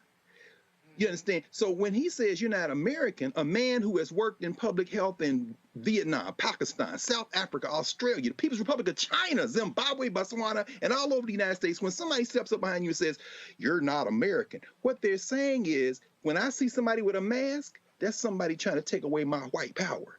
And I will defend white power with my life. I am 150% okay with that. You can die to defend white power. But the problem is my mama's in Texas, see? And even though she's been vaccinated, my niece is just at the age where she can get the shot. What I don't want you to do is die and poison her. Now you die on your own. I have no problems with that. I'm okay with that. Not only am I at peace with that. In fact, I'm looking at balancing it out and thinking, this might just help us solve the problem of perhaps whether there'll be United States or not, because you people have picked your whiteness over your life. The problem comes in when COVID doesn't recognize race. And so we are trapped with you. So now, whether the federal government says you got to have a shot to come back to work, whether private industry and the schools say you got to have a shot to come back in, the hammer getting ready to get dropped now. And you gonna have, in the words of our sister, you about to lose your job. Get this dance. And I'm okay with that. Fire these hillbillies. Or we're gonna have to make another set of choices in this country. Because the fact of the matter is, this is not going away. And I should say this about our people, because Roland, you had your cameras there at Howard. I was one of the few times I ventured forth to that campus was to watch those Tuskegee folk whose ancestors, who were the brothers who, were suffered under the syphilis test. I have a real problem with the ad council and that whole campaign. The problem I have is that y'all are tone deaf. This is the Tuskegee experiment in this regard. This isn't about the specifics of whether or not those men were infected with syphilis. They were not by the government. It was left untreated. The problem is we don't trust the government. And if you want to know why we don't trust the government, it's because, as Reese, as you said, the misinformation campaign is flooding social media where a lot of our people are, and then you give money and prop up a class top-down approach to talking to our people instead of putting the money, as you say, here and places where you can actually have conversations and work through Dr. Sebi and CMOS and everything else to get to the, well, what about, because we don't trust the government, and you can't use trusting the government as your point of entry to get us to take the shot. But you got to listen to people. But they're not going to do that because they are so damn arrogant. They think they can pay 3 or 4 or 5 bourgeois Negroes some money, run a campaign, and somehow a light bulb going to go off. Nah, them people was at the Mercedes-Benz Dome watching Kanye. Talk to them. You can talk to them. And, hey, Doc, it is so. Say one more thing? Yeah, go ahead. Here's the thing. What we're seeing right now is biological warfare, okay? And I'm not exaggerating with that. This disinformation campaign is biological warfare, and those who are buying into it are the foot soldiers of it. They are the ammunition for this. This isn't a government thing, and I completely agree with you, Faraji and Dr. Carr. There is warranted mistrust in the government because we don't have a credible public health approach to it. There are people who don't have paid time off if they get sick. There are people who cannot afford to go to the emergency room. There are people, if they do get the shot and they get sick, they won't have any way of getting treated for that sickness. So there is warranted skepticism and cynicism and hesitancy with that. But what people have to understand is that we have other countries like Russia who are exploiting this disinformation and our distrust to kill us, literally kill us. This is eugenics. It's amazing to me that the same people that believe that the COVID was hatched in a lab in Wuhan to kill people somehow don't seem to understand that the disinformation is doing exactly what you believe happened in that lab, which didn't happen that way, but that's what y'all believe. The same people that believe that Bill Gates created COVID for population control, that's not government mistrust. Bill Gates ain't no government elected official. The same people that believe that Bill Gates, because he said something about a pandemic could wipe out people, which is true. Every 100 years this happens.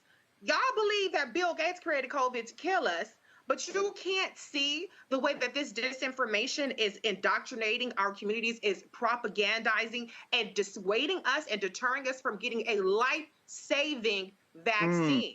I need y'all paranoia to work at everybody. Be skeptical at everything that you're seeing. Be critical at everything that you're seeing, because you're swallowing it wholeheartedly and you're perpetuating it and you're spreading it, and it's disturbing as fuck. It's disturbing as fuck. And we need to have these conversations, and I try to have the conversations, but I give up sometimes because I'm like, look, I'm not breaking bread with you, so I don't really give a damn what you do. Like Dr. Carr said, if you want to go not take the vaccine and die, more power to you. It's called natural selection. But where I quibble with it is that children are not protected, and they don't have a choice. So once they get it, then y'all can all fuck off. I don't give a damn. But until they're protected, we all have a responsibility to them, because they don't have a choice in the matter. And the one other thing I will say is that I saw a poll that said that 75% of those who have not gotten vaccinated will not get vaccinated. They have no intentions of doing so. So this is going to be an issue that sticks around for a long time,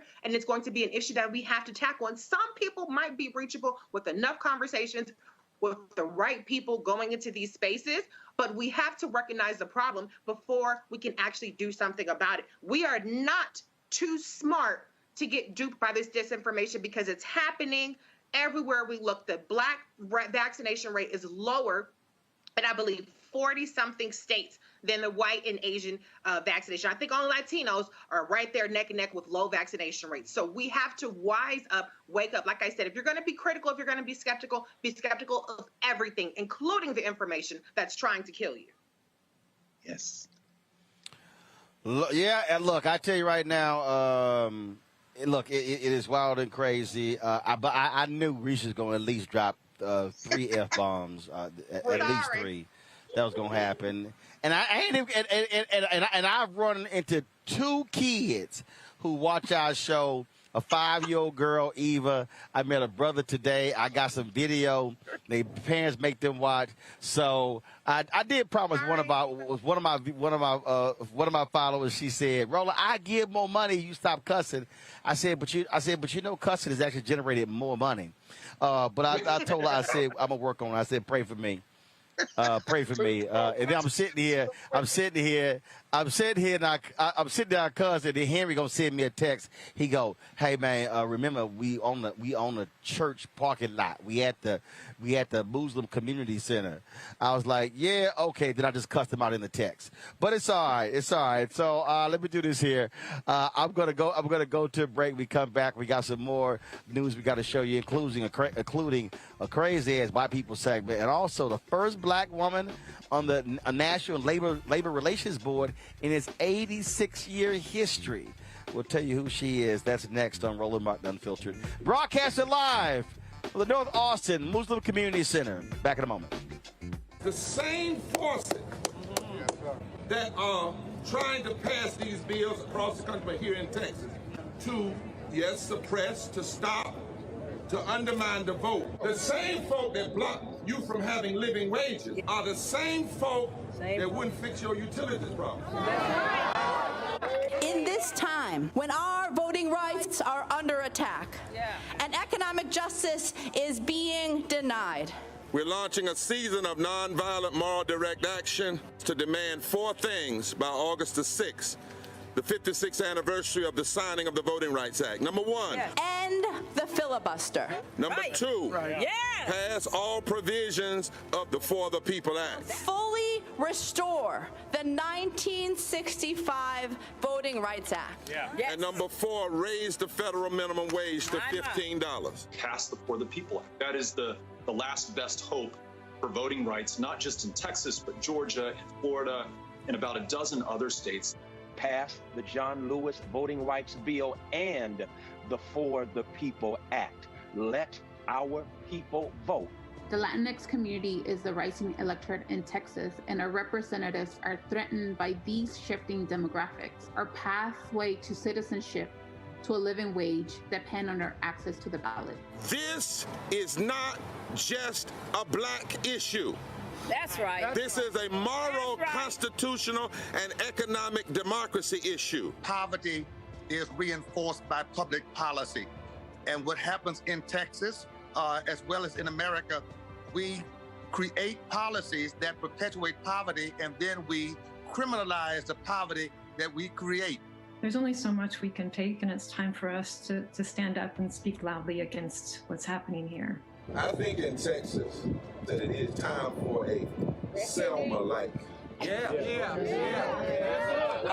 think we ought to run from Georgetown to Austin. And we ought to come to Austin, but we ain't coming to Austin just for Austin. We come to Austin to save the Washington, D.C. Which side are you on? And don't tell us you can't do all of this. You must do all of this for the soul and the heart of this democracy. Forward together! Forward together! Forward together! Floyd's death hopefully put another nail in the coffin of racism. You talk about awakening America. It led to a historic summer of protest. I hope our younger generation don't ever forget that nonviolence is soul force. Priceless.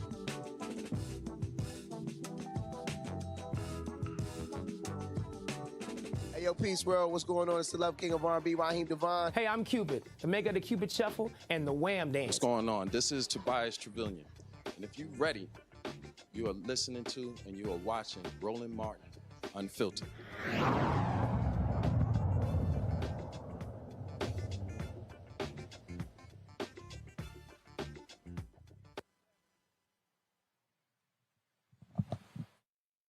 The National Labor Relations Board welcomes Gwynne Wilcox. She's the first black woman to serve on the board in 86 years. She was confirmed by a vote of 52 to 47 in the United States Senate. She will fill a vacant seat with the term expiring in August of 2023. Wilcox has worked on a series of high-profile cases in her decades-long career, including a major recent National Labor Relations case accusing McDonald's of retaliating against franchise workers who participated in an organizing campaign. The President Biden has prioritized appointing members to the National Labor Relations Board who will protect worker organizing, collective bargaining, and workers' rights.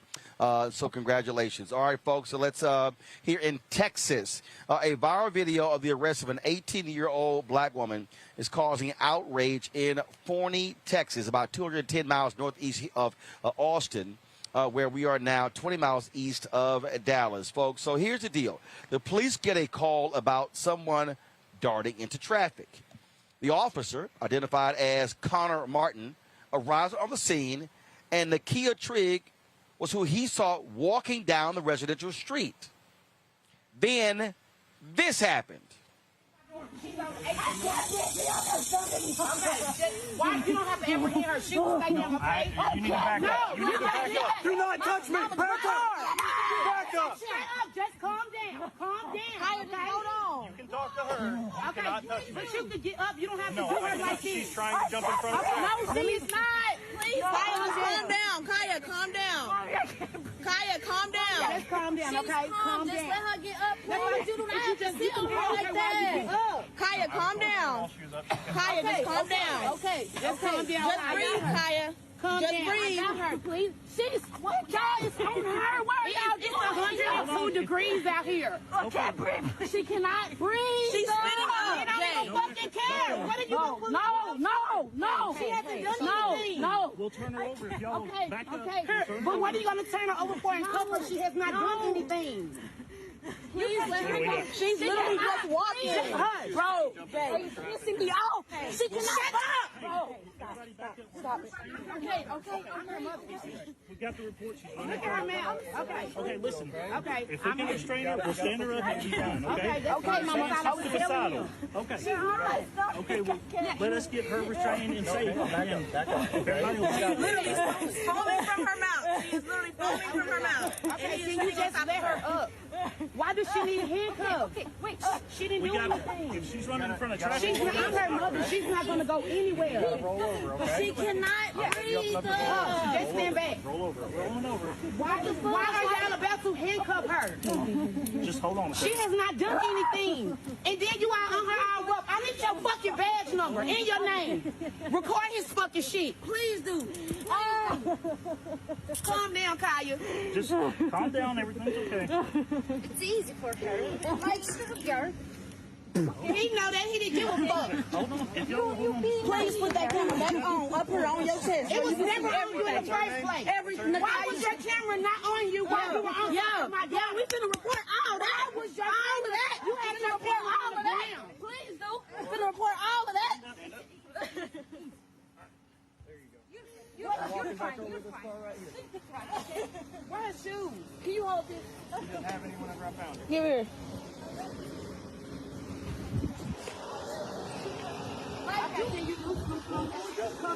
I'm not talking to you. Keep going. Stop. Keep going. You got that. Jay, stop! Jay, stop! Jay, stop! Stop! Stop! Stop! No, sir, stop, please! Sir, please! Okay, okay, stop! Okay, sir, please! Please, please! Please! Please, please! I'm up. He took his damn camera out. Look at you. Jay, Get out. I'm not here. it's all right, Jay. It's all right. It's all right. It's gonna get handled. It's gonna get handled for sure. This is crazy, boy. It's gonna get handled for sure. Mama, stay calm. Mama, stay calm. Stay calm. When I got here, this camera was stay calm. Facing dead. Stay calm, Kaya. All I did was ask if my daughter couldn't breathe. She was throwing me at the mat. It's all right. I got it all on video. I got it all on video. Can you not let me get in the car with him? I'll get in the car with you. Please do not put him in the car with her. Please don't. Don't put either one of them in the car with her. Ma'am, please get back, please. Miss, come back. Come back. Miss, come back. All I did was ask you to listen. I got it. So Trigg was taken to the hospital. Trigg was taken to the hospital for a mental evaluation. Her mother, Anthony Gray, was arrested and charged with assault of a public servant and interference with public duties. She has been released on bond. Kaufman County Sheriff's Office is aware of the video and investigating the incident. That right there, Faraji, is a perfect example of what happens when an officer makes the right call as to how you engage. One, clearly this is why you need mental health professionals dealing with a lot of these cases. Two, I have never seen a police officer lay his entire body on a woman to restrain her. I have never seen that in my life. Third point, you had 3 other people there who clearly knew the woman. That's where you as the officer pull them in to assist you in keeping things calm. This woman had stuff foaming out of her mouth. And I remember the case after George Floyd when police were detaining someone and he was sort of resisting, and 3 other black people came along and said, hey, they helped the officer calm the brother down. They talked to the brother to relax. They helped him along. That's what happened. That's where cops have to make better decisions. I'm gonna be honest with you, brother Roland. I couldn't. It's heartbreaking to watch that video. It's absolutely heartbreaking. I've never seen a move like that. The man was physically on top of the woman, on this young girl. And I mean, if you see foam coming out the mouth, and you're in 100-degree weather, wouldn't you think maybe I should just kind of change my restraining tactic here? I mean, you're physically on top of the woman. You got people around you. This is a dumbass officer. it's like we want to try to politic our way out of certain things. We want to try to rationalize our way out of things. But this is just piss poor judgment. And this is a terrible call. It was a terrible call. And I mean, then you get with the mother and the family members and the whole thing. I mean, I'm so sick and tired of simple calls that can be handled. You and I know that certain things can be handled in one way. It can go left in 30 seconds or less. Yep. Reese? Ooh, Chad, I already said 3 F words, so I'm going to try to restrain myself here. But what we saw was sexual assault, number 1. Number 2 is demonic. Okay? It's savagery. And it's intentional. The point was not to detain her for any kind of threat. The point was to, number 1, get his rocks off. Like I said, sexual assault. And number 2, to dehumanize her. And this is the problem. We can't appeal to white supremacists to see our humanity because they don't see that. Why was that necessary when if she was the person that was running through traffic, who gives a damn? That was an F word. Who gives a damn? What difference does that really make? Does that warrant violating her? Does that warrant assaulting her? Does that warrant brutalizing her in her completely vulnerable, traumatized state, adding to the trauma? If you see a person who is dealing with something, why do you exacerbate that trauma but for the fact that you are demonic? That you get your rocks off of doing that off of violating that woman. And then to your point, Roland, clearly these people around the young girl knew her. Clearly they were trying to calm her down. And Dr. Carr, I'm sure you'll say this, but you made the point when we had this discussion last year, I believe, that it's unfortunate that we have to essentially be accomplices to what the police are doing when they're already violating your rights. They're already breaking the law, but yet we have to help them so that they don't further brutalize us. It's disgusting. It's enraging. I hope that this woman and her mother get the legal counsel that they need to beat these charges because they never, ever, ever admit they're wrong. Or if they do, they quietly drop the charges. And she's in real legal jeopardy now. And she's out on bond, which means that there was money involved in the situation. So it's further harm done to this family. And like the mother said, I don't know if you guys heard it, why weren't you recording? And to the Black man that walked up into that situation and helped those devils brutalize these 2 Black women, shame on you, because we saw on that January 6th commission with the Capitol Police, it's not the same, but we saw how they testified to how they were attacked with racist abuse more than anything. They were fighting 2 wars. There's no back the blue when you're Black. And so what he should have done in that moment is back these Black women and de-escalate. And we need people to respect the humanity and the mental health state of people instead of violating them and taking advantage of them, which is what we saw. That's absolutely right. Greg Carr. No, I agree with everything that's been said. I think this can be reduced to some very simple steps. The police are hunters. That's what they want. That's what they are. So it is now time for everyone who is not police to become the police.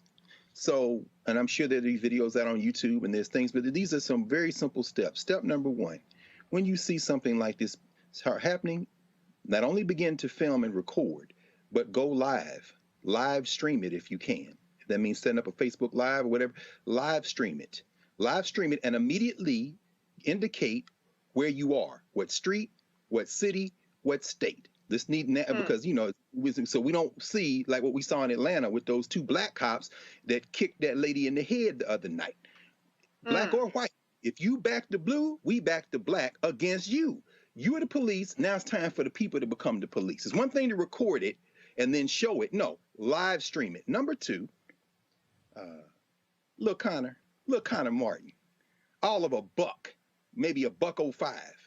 You couldn't choke the life out of her because you the mascot of the damn Kaufman County Sheriff. Your hat's the biggest thing on you. We seen the pictures, little fella. And you're right, Reese. He's getting his rocks off. Look at him. She can breathe because he's a buck. his damn belt weigh more than anything, but the old cop is trying to save him. Number two, every cop engaged in something like this is no longer whatever their name is. Their name is Derek Chauvin. So propaganda can work. So when you say, get off her, Derek Chauvin, get off her, Derek Chauvin, get off her, killer, while you live streaming, putting your place, your location, your state out there to get this number 3. And finally, after you've done that, please be clear that the next step is to, where is she going? Where are you taking her? And we all meeting up over there. Listen, the only way we're going to stop the police is become the police. There's no reforming the police. They are doing their job. They are hunters. Gotcha. They are protecting property and the elite. Now we got to become the police. And you know, Roland, you can have some of those classes because you done taught me many times, don't film like this, go like this. Well, now also live stream. Yeah, that's Ain't no right. talking to the police. Absolutely. And folks, I do want to tell you about this, the story out of Colorado, where a cop actually is facing charges because of his actions. This is in Aurora, Colorado. Folks, John Harbert is facing attempted first-degree assault, second-degree assault, oppression, felony menacing, and first-degree official misconduct for his role in the brutal arrest of Kyle Vincent. His partner, Officer Francine Martinez, is charged with failing to intervene and report the use of force by a peace officer. Harbert and Martinez were responding to a trespassing complaint when they saw 3 men sitting on a curb. Officers identified each person had felony warrants. 2 of them ran away before Vincent was violently taken into custody. Body cam footage shows Harbert choking Vincent for nearly 40 seconds as blood streams down his face. Vincent was taken to a hospital for his injuries. The cut on his head required stitches. Harbert and Martinez have been released on bail. Now, if you remember, Aurora is the same city where 23-year-old Elijah McClain was killed after being put in a chokehold by police in 2019. Here's the rest of that video. No, I don't. I don't have to stop fighting. Bro, I don't have no warrant. You guys have the wrong guy. I don't have a warrant, bro. Stop fighting. Stop fighting. Help, help, help. I don't have a warrant, bro. Bro, I don't have no fucking warrant, bro. Get on your face. Bro, I don't. Get on your face. I don't have a warrant, dude. Get on your face. Okay. Get on your face now. Okay, bro. Get on your face. Okay, bro. Okay. Get on your face. You're killing me. On your face! You're killing me, bro! On your face! You're killing me! Get on your face! You're killing me! Roll over on your face! You're killing me! Turn over! You're killing me! Get on your face! You're killing me! You're killing me! Get on your face! I don't have a warrant, bro! On your face! I don't have a warrant! Get over on your face! Okay, dude! I'm just in front of your face! On your face! I don't have a warrant, bro! Get on your face! I don't have a warrant! I don't have no warrant! No! Get on your face! No! I can't go to jail for something I didn't do! Turn over! No! Folks, that body cam footage goes on for almost another 8 minutes. That's the but this is why you got to change your law. This is why you have to say that when another officer fails to intervene, they can be charged. I hope each one of these cops is convicted of their heinous actions, because that's the sheer stupidity that we see by officers. And the man is yelling, "I don't have any warrants." That, folks, is, I'm telling you, this is why you got to change those contracts. This is why these mayors and these city councils should have absolutely zero tolerance when it comes to this. And they should say, if you are an officer and you see another cop doing wrong, your behind is going to be in trouble. If you don't turn your body camera footage on, as I've been saying for a long time, automatic firing.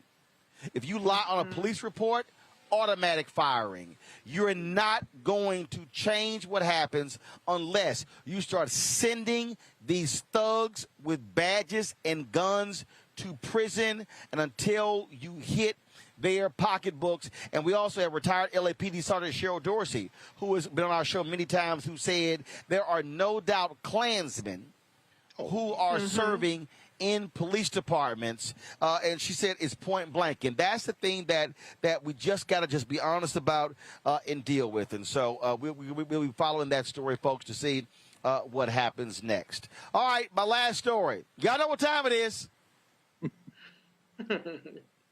No charcoal grills are allowed. I'm white. I got you, huh? Illegally selling water without a permit on my property. Whoa! Hey! You don't live here. I'm uncomfortable.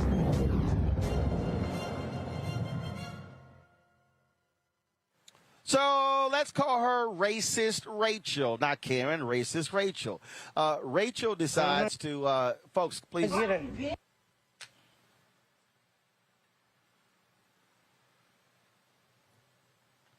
Rachel decides to go after a black employee at Ross. Let's just say a sister who was there shopping at Ross, she didn't take too kindly to Racist Rachel snapping on the sister. But see, you can talk to her crazy, but when you got somebody that's on your level, you better call security right now. What's gonna happen? Get out of my face. What's gonna happen? Get out of my face. Bitch, I came to swing you out. I know you. I know. I know. Another Karen. You better not fuck with her no more, though. You better not fuck with her no more. Because guess what? I came for you. I put my shit down and I came back here for you. She employ you the month. That girl don't bother nobody. Bitch, please. But guess what? I came back here for you. But you know what you didn't do? I want the police called right now. I don't give a fuck who you call. I give you a reason to call the fucking police. You better call the police. I give you a reason to call the police, bitch. Come on, man. I know. Now call me by my name. Come on. Because you know my name. Come on. Girl, fuck you. And I meant that. I came back to give it to you. Fuck you. Racist bitch. That shit gonna stop. That shit gonna stop. That shit never gonna stop. You racist bitches. Sick of you motherfuckers. Now come with it. Now, gonna keep it going. I don't give a fuck with who you call. You racist bitch. Ain't nobody did anything to you. No, you did something to her. That's what you did. I'm standing here shouting. I know.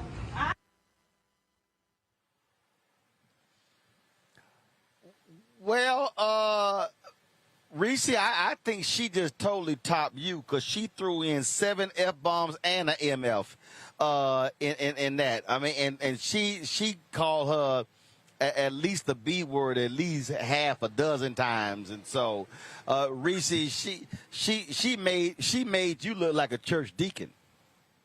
Oh, no. Did you see my Piers Morgan video? Because I definitely called him. Well, I'm just saying in that particular. Oh, okay. Yeah, y'all do. Yeah, y'all. I had 3 F-bombs today, but my Piers Morgan video was 1 minute and maybe 30 seconds of fury of F-bombs and B-words. And I'm with the sister. You know what? It's time to violate these people. It's time to get disrespectful because they're too comfortable going after us. They're too comfortable disrespecting us. And then when you turn around and you swing it back on them, all of a sudden, oh, I didn't even do nothing. Oh, why are you talking to me like that? I'm violating your ass the same way you try to violate us. But guess what? You're going to run into the right one. Somebody going to cuss your ass out.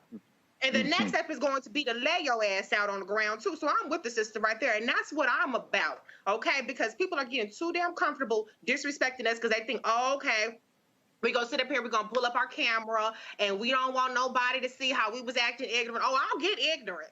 I'll get ratchet. I'll get ghetto. I'll get whatever it is that you want to call me. I'll be a stereotype, but I'm going to get in your ass, and you're going to learn not to keep messing with us. And so I'm all for that energy. I'm all for that energy online. I'm for that energy in person. Anybody that knows me in person knows that's exactly how I get down when it's time to get down. And that white lady, that Karen, she sure was on mute. She was sure keeping it cute. And the funny thing to me about it was how she said, I didn't even do anything to you. And see, that's where they don't expect us to come in and protect each other. But they don't know that that's what we do.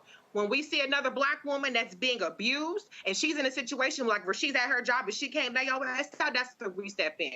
And so if that was me, I would have done the exact same thing. Kudos to her. Let's stop being civil. Let's stop being the ones who record every little incident, cuss them out, lay them out. It don't have to go viral, but you let that person know, not this time. Ain't no, oh, Twitter, do your thing, identifying them. No, check them right there on that spot and let them know you ain't gonna play me like that. Mm-hmm. All right, so Reese mentioned her Piers Morgan video. So let me do this here. Let me give. No. Let me give everybody. I'm giving y'all 30 seconds.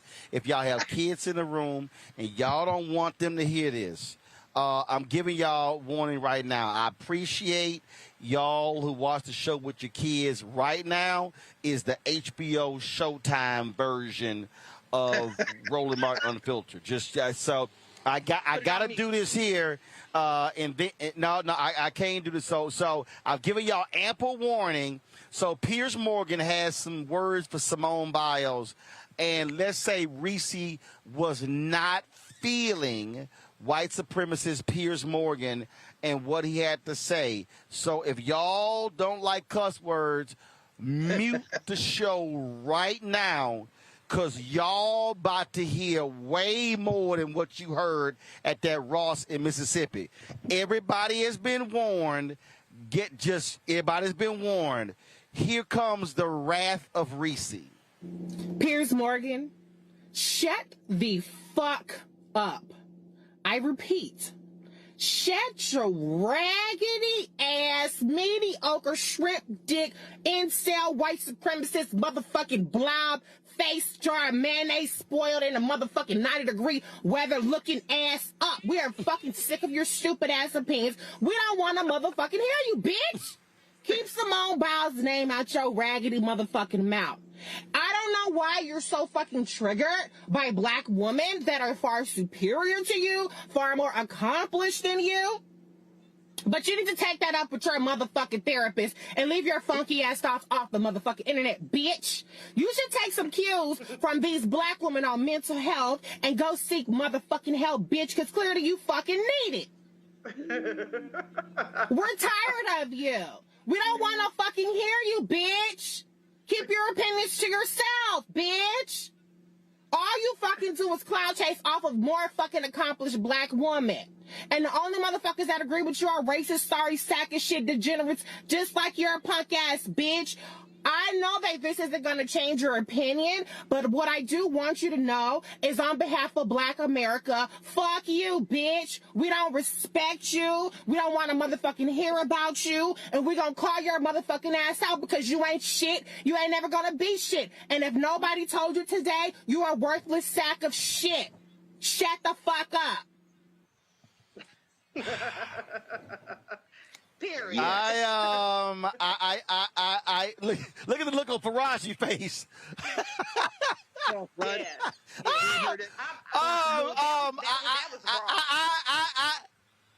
I didn't know how to respond, so I had to call somebody. Just go ahead and bring him up, please.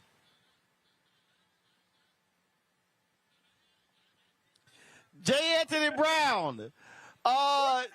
Jay, make sure you're not. Jay, go ahead, Jay.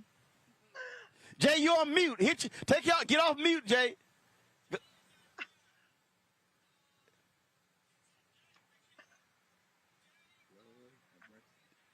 Jay, you're on mute. Okay, y'all, make sure.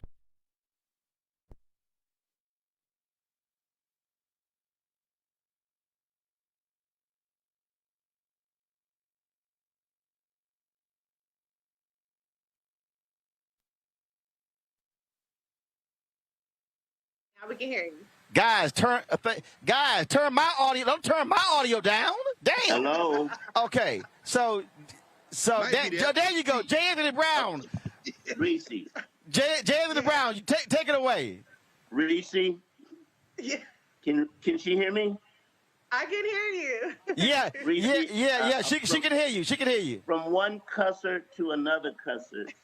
You use way too many bitches. Way too many. You know, I mean, I'm ashamed of how many bitches you put in that sentence. You know, you didn't go with dickhead. You didn't go with fish face fucker. I mean, there's so many so many ways, and I want you to do your homework on your cussing, okay? Because I know you're fired up, but the next time bitch should not be used that much. No way. I'm gonna allow you to do. I'm gonna allow you to do. In a rant like that, I'm gonna give you maybe 6 bitches, okay? 6, 7 is your limit, Reese. After that, we want to go with dick face, fuck, face. Go with the face, dick face, fuck face. You didn't use way enough assholes. I mean, way. You were just just short on your assholes that you could have gone with. Yeah. I got it. Jay, you did a show. You did a show, Jay, where you said, man, I don't know who this woman is. I think it was Clay K. You're like, I don't know who this woman is. But that's the most cussing. I've heard you on Clay Kane's show, and I don't know who. I called Roland. I said, I don't know who this woman is, but I've never heard anybody that knowledgeable that could cuss that much. You are a person of my heart. I love you. I really do. I never met you in my life, but like I said, from now on, you can't use that many bitches. You just are not allowed. In the annals of cussing, you get 6 to 7 bitches, and then we move on. Okay? Got it.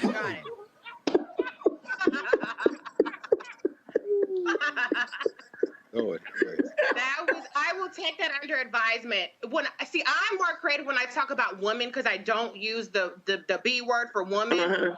But for peers, I wasn't tethered by the B word. But now I know next time. In cursing a man, you can call a man a bitch and not be offensive. No. You are absolutely right. Don't apologize. No, but I just thought you were heavy, real heavy on bitch. Yeah. That's what Yeah. But I have a distinctive way of saying it that people enjoy. But I will call less bitches and more MFers. I did not use assholes, so I should have used that one. I mean, but I did get male face in there. Ass, bitch, motherfucker, punk bitch. This. Yeah. I need you to remix the video for me. Yeah. Remix it. Let's send it to Piers Morgan. Yeah. Yeah. It was great. It was. Thank you.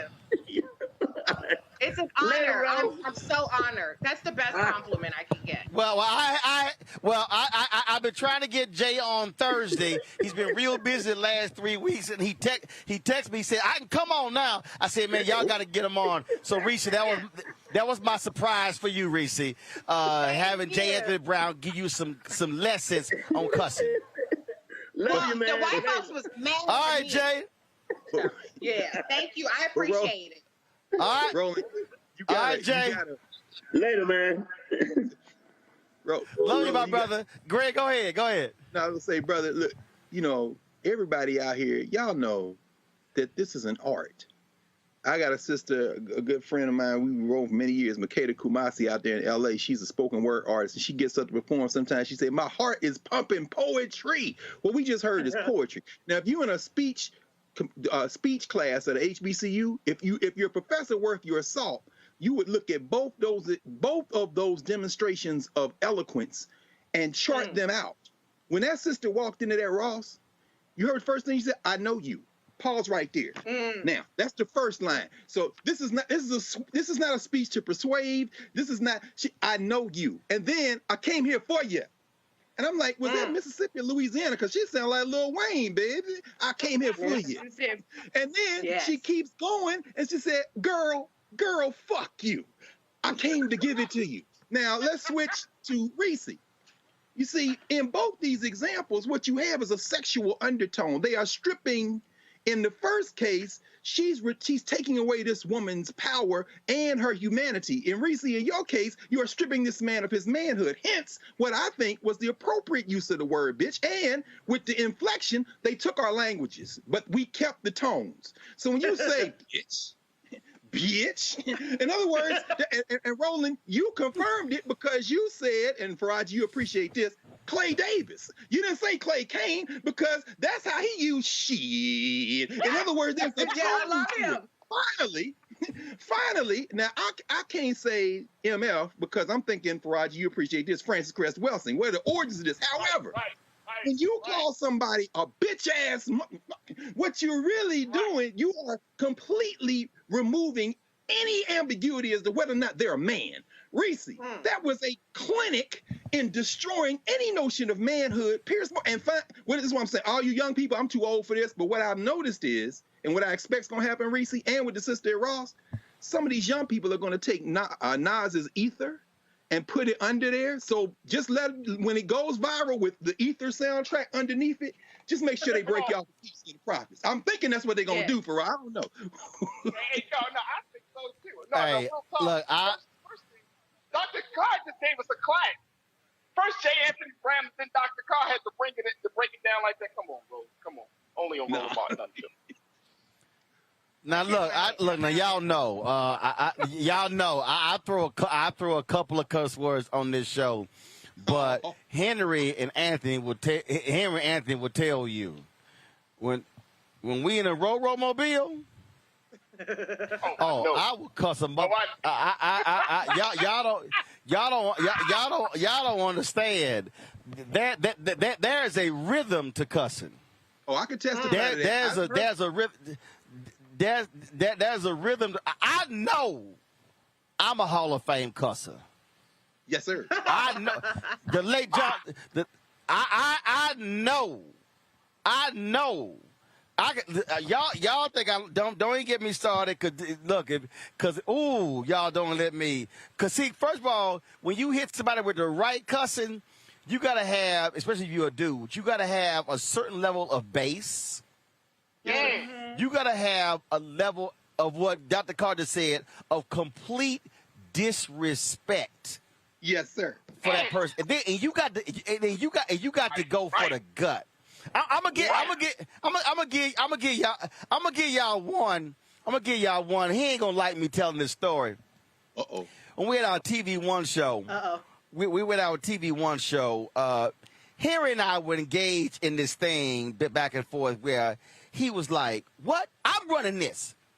Harry was like, "I'm running this," and I was like, "Man, you ain't running a damn thing." So we start going at it. I said, let me tell you something. I said, you know what? I said, pretend this is a piece of chalk. And I walked over to him, and I did an outline around his shoes.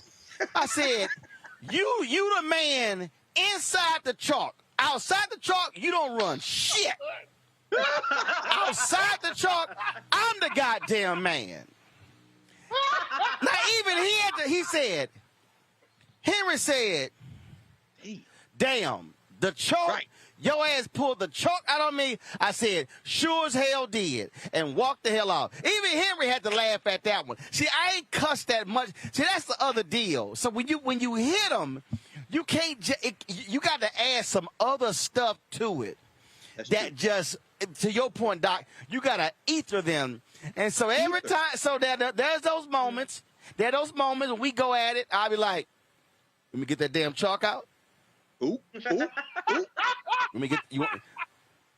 And see, you got to throw a look, and you got to throw a look in there. See, y'all didn't see the look. This is the look. You want me to pull that chalk out on your ass? See, I'm just. Somebody's parent, bro, Roland. Why you gotta be somebody's parent, man? That's a parent move right there. Well, actually, no, Faraj. That's what they say. No, in Philly. That's what they say. I sonned you. In other words, I made you my son. When you say that thing, when the kids in Philly say, I sonned you. Hey, Dr. Carr, Reese made me feel Reese made me feel like a baby mother. She came across like a black baby mother. Oh, no question. Talking to the dude, the father of a dude who is just not there when he needs to be there. Oh, no, my God. I felt that pain right there. Hey, look, I told y'all. You gotta fight. I told y'all, ain't no show like this. Let me go ahead and say this to the North Austin Muslim Community Center. This wasn't the plan to have all this cussing on the show today. I appreciate y'all to do the show from here. But cussing will keep your blood pressure down. I'm just letting you know. You ain't got me. Mine is like mine is 115. Mine 115 over 70. I ain't like. I don't think they mind. I don't think they mind, bro.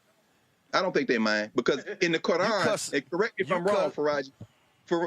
In the Quran it says God plans and human beings plan, but Allah is the greatest of planners. So in other words, this is all in divine order, brother. It wasn't gonna be it was gonna have to be. But you know, Roland, you and Henry are friends. Y'all roll deep.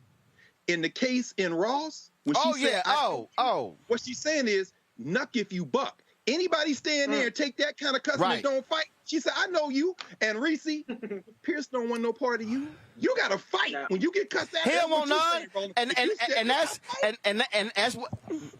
And that's why Pierce, he was whining when he got blocked by Naomi. And I was like, yo, punk ass. Actually, I think I tweeted, Pierce Morgan, you pure bitch asses, because you blocked me. So shut the hell up. But that's the whole deal, y'all. He did set his followers on me. I had 1,000 white supremacists in my comment calling me monkey, Shanae, everything. And you know what? I did some of my best work. I dragged the hell out of them.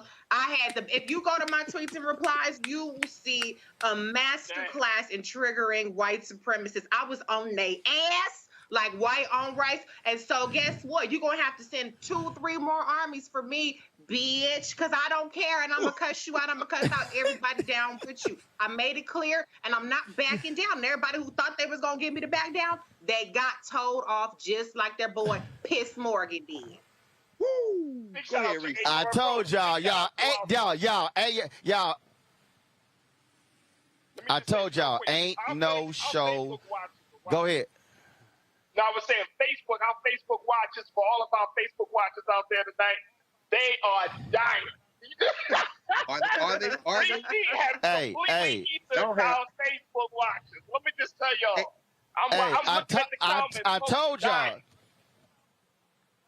I told y'all, ain't no show like this on linear TV, broadcast, cable, digital. Ain't no other show like this, y'all. We keep it real. We keep it black. You know why? Because it's black owned. If y'all want to support what we do, please support us via Cash App. Hey, let me be real clear with y'all. Ain't no other black media out here covering this March for Democracy. We live streaming the entire march, all 5-6 hours every single day. That live view unit we got, yo, that's costing us money every single day. And so I just want y'all to know this is why we do what we do for our panels, for our guests, for what we do out here in Austin. We're going to be live streaming tomorrow. Don't forget, on Saturday, we're going to be broadcasting live from the state capital of Texas, because this is important to us as well. And so please support us via Cash App. Join our Bring the Funk fan club. Every dollar you give goes to support this show. Every single dollar, y'all, for the equipment, for the staff, for the travel. Cash App, Cash App, $RM Unfiltered. You've got, of course, Venmo.com/RM Unfiltered. Zelle is Roland@RolandSMartin.com. Roland@RolandMartinUnfiltered.com. PayPal.me/RMartinUnfiltered. Please support what we do. Y'all, I'm telling y'all, I cannot wait to drop an announcement on y'all. First of all, we're going to do a big unveiling of our new studio. Man, it's going to be, y'all, I'm telling y'all, it's going to be crazy. But then I got another announcement that I'm going to drop on September 2nd. Because we launching something on September 4th, the 3rd anniversary of Roland Martin Unfiltered, that's going to make all y'all say, damn! That's what y'all gonna say on that day. I'm just letting y'all know. All right, folks, I'm gonna see y'all tomorrow, 8 a.m. Eastern, when we live stream the 3rd leg of the march. Y'all, check it out. You're watching Roland Martin Unfiltered. Y'all know how we do it. We keep it real, we keep it black, we keep it unapologetic, and we keep it real. I'm going to see y'all tomorrow. Holla!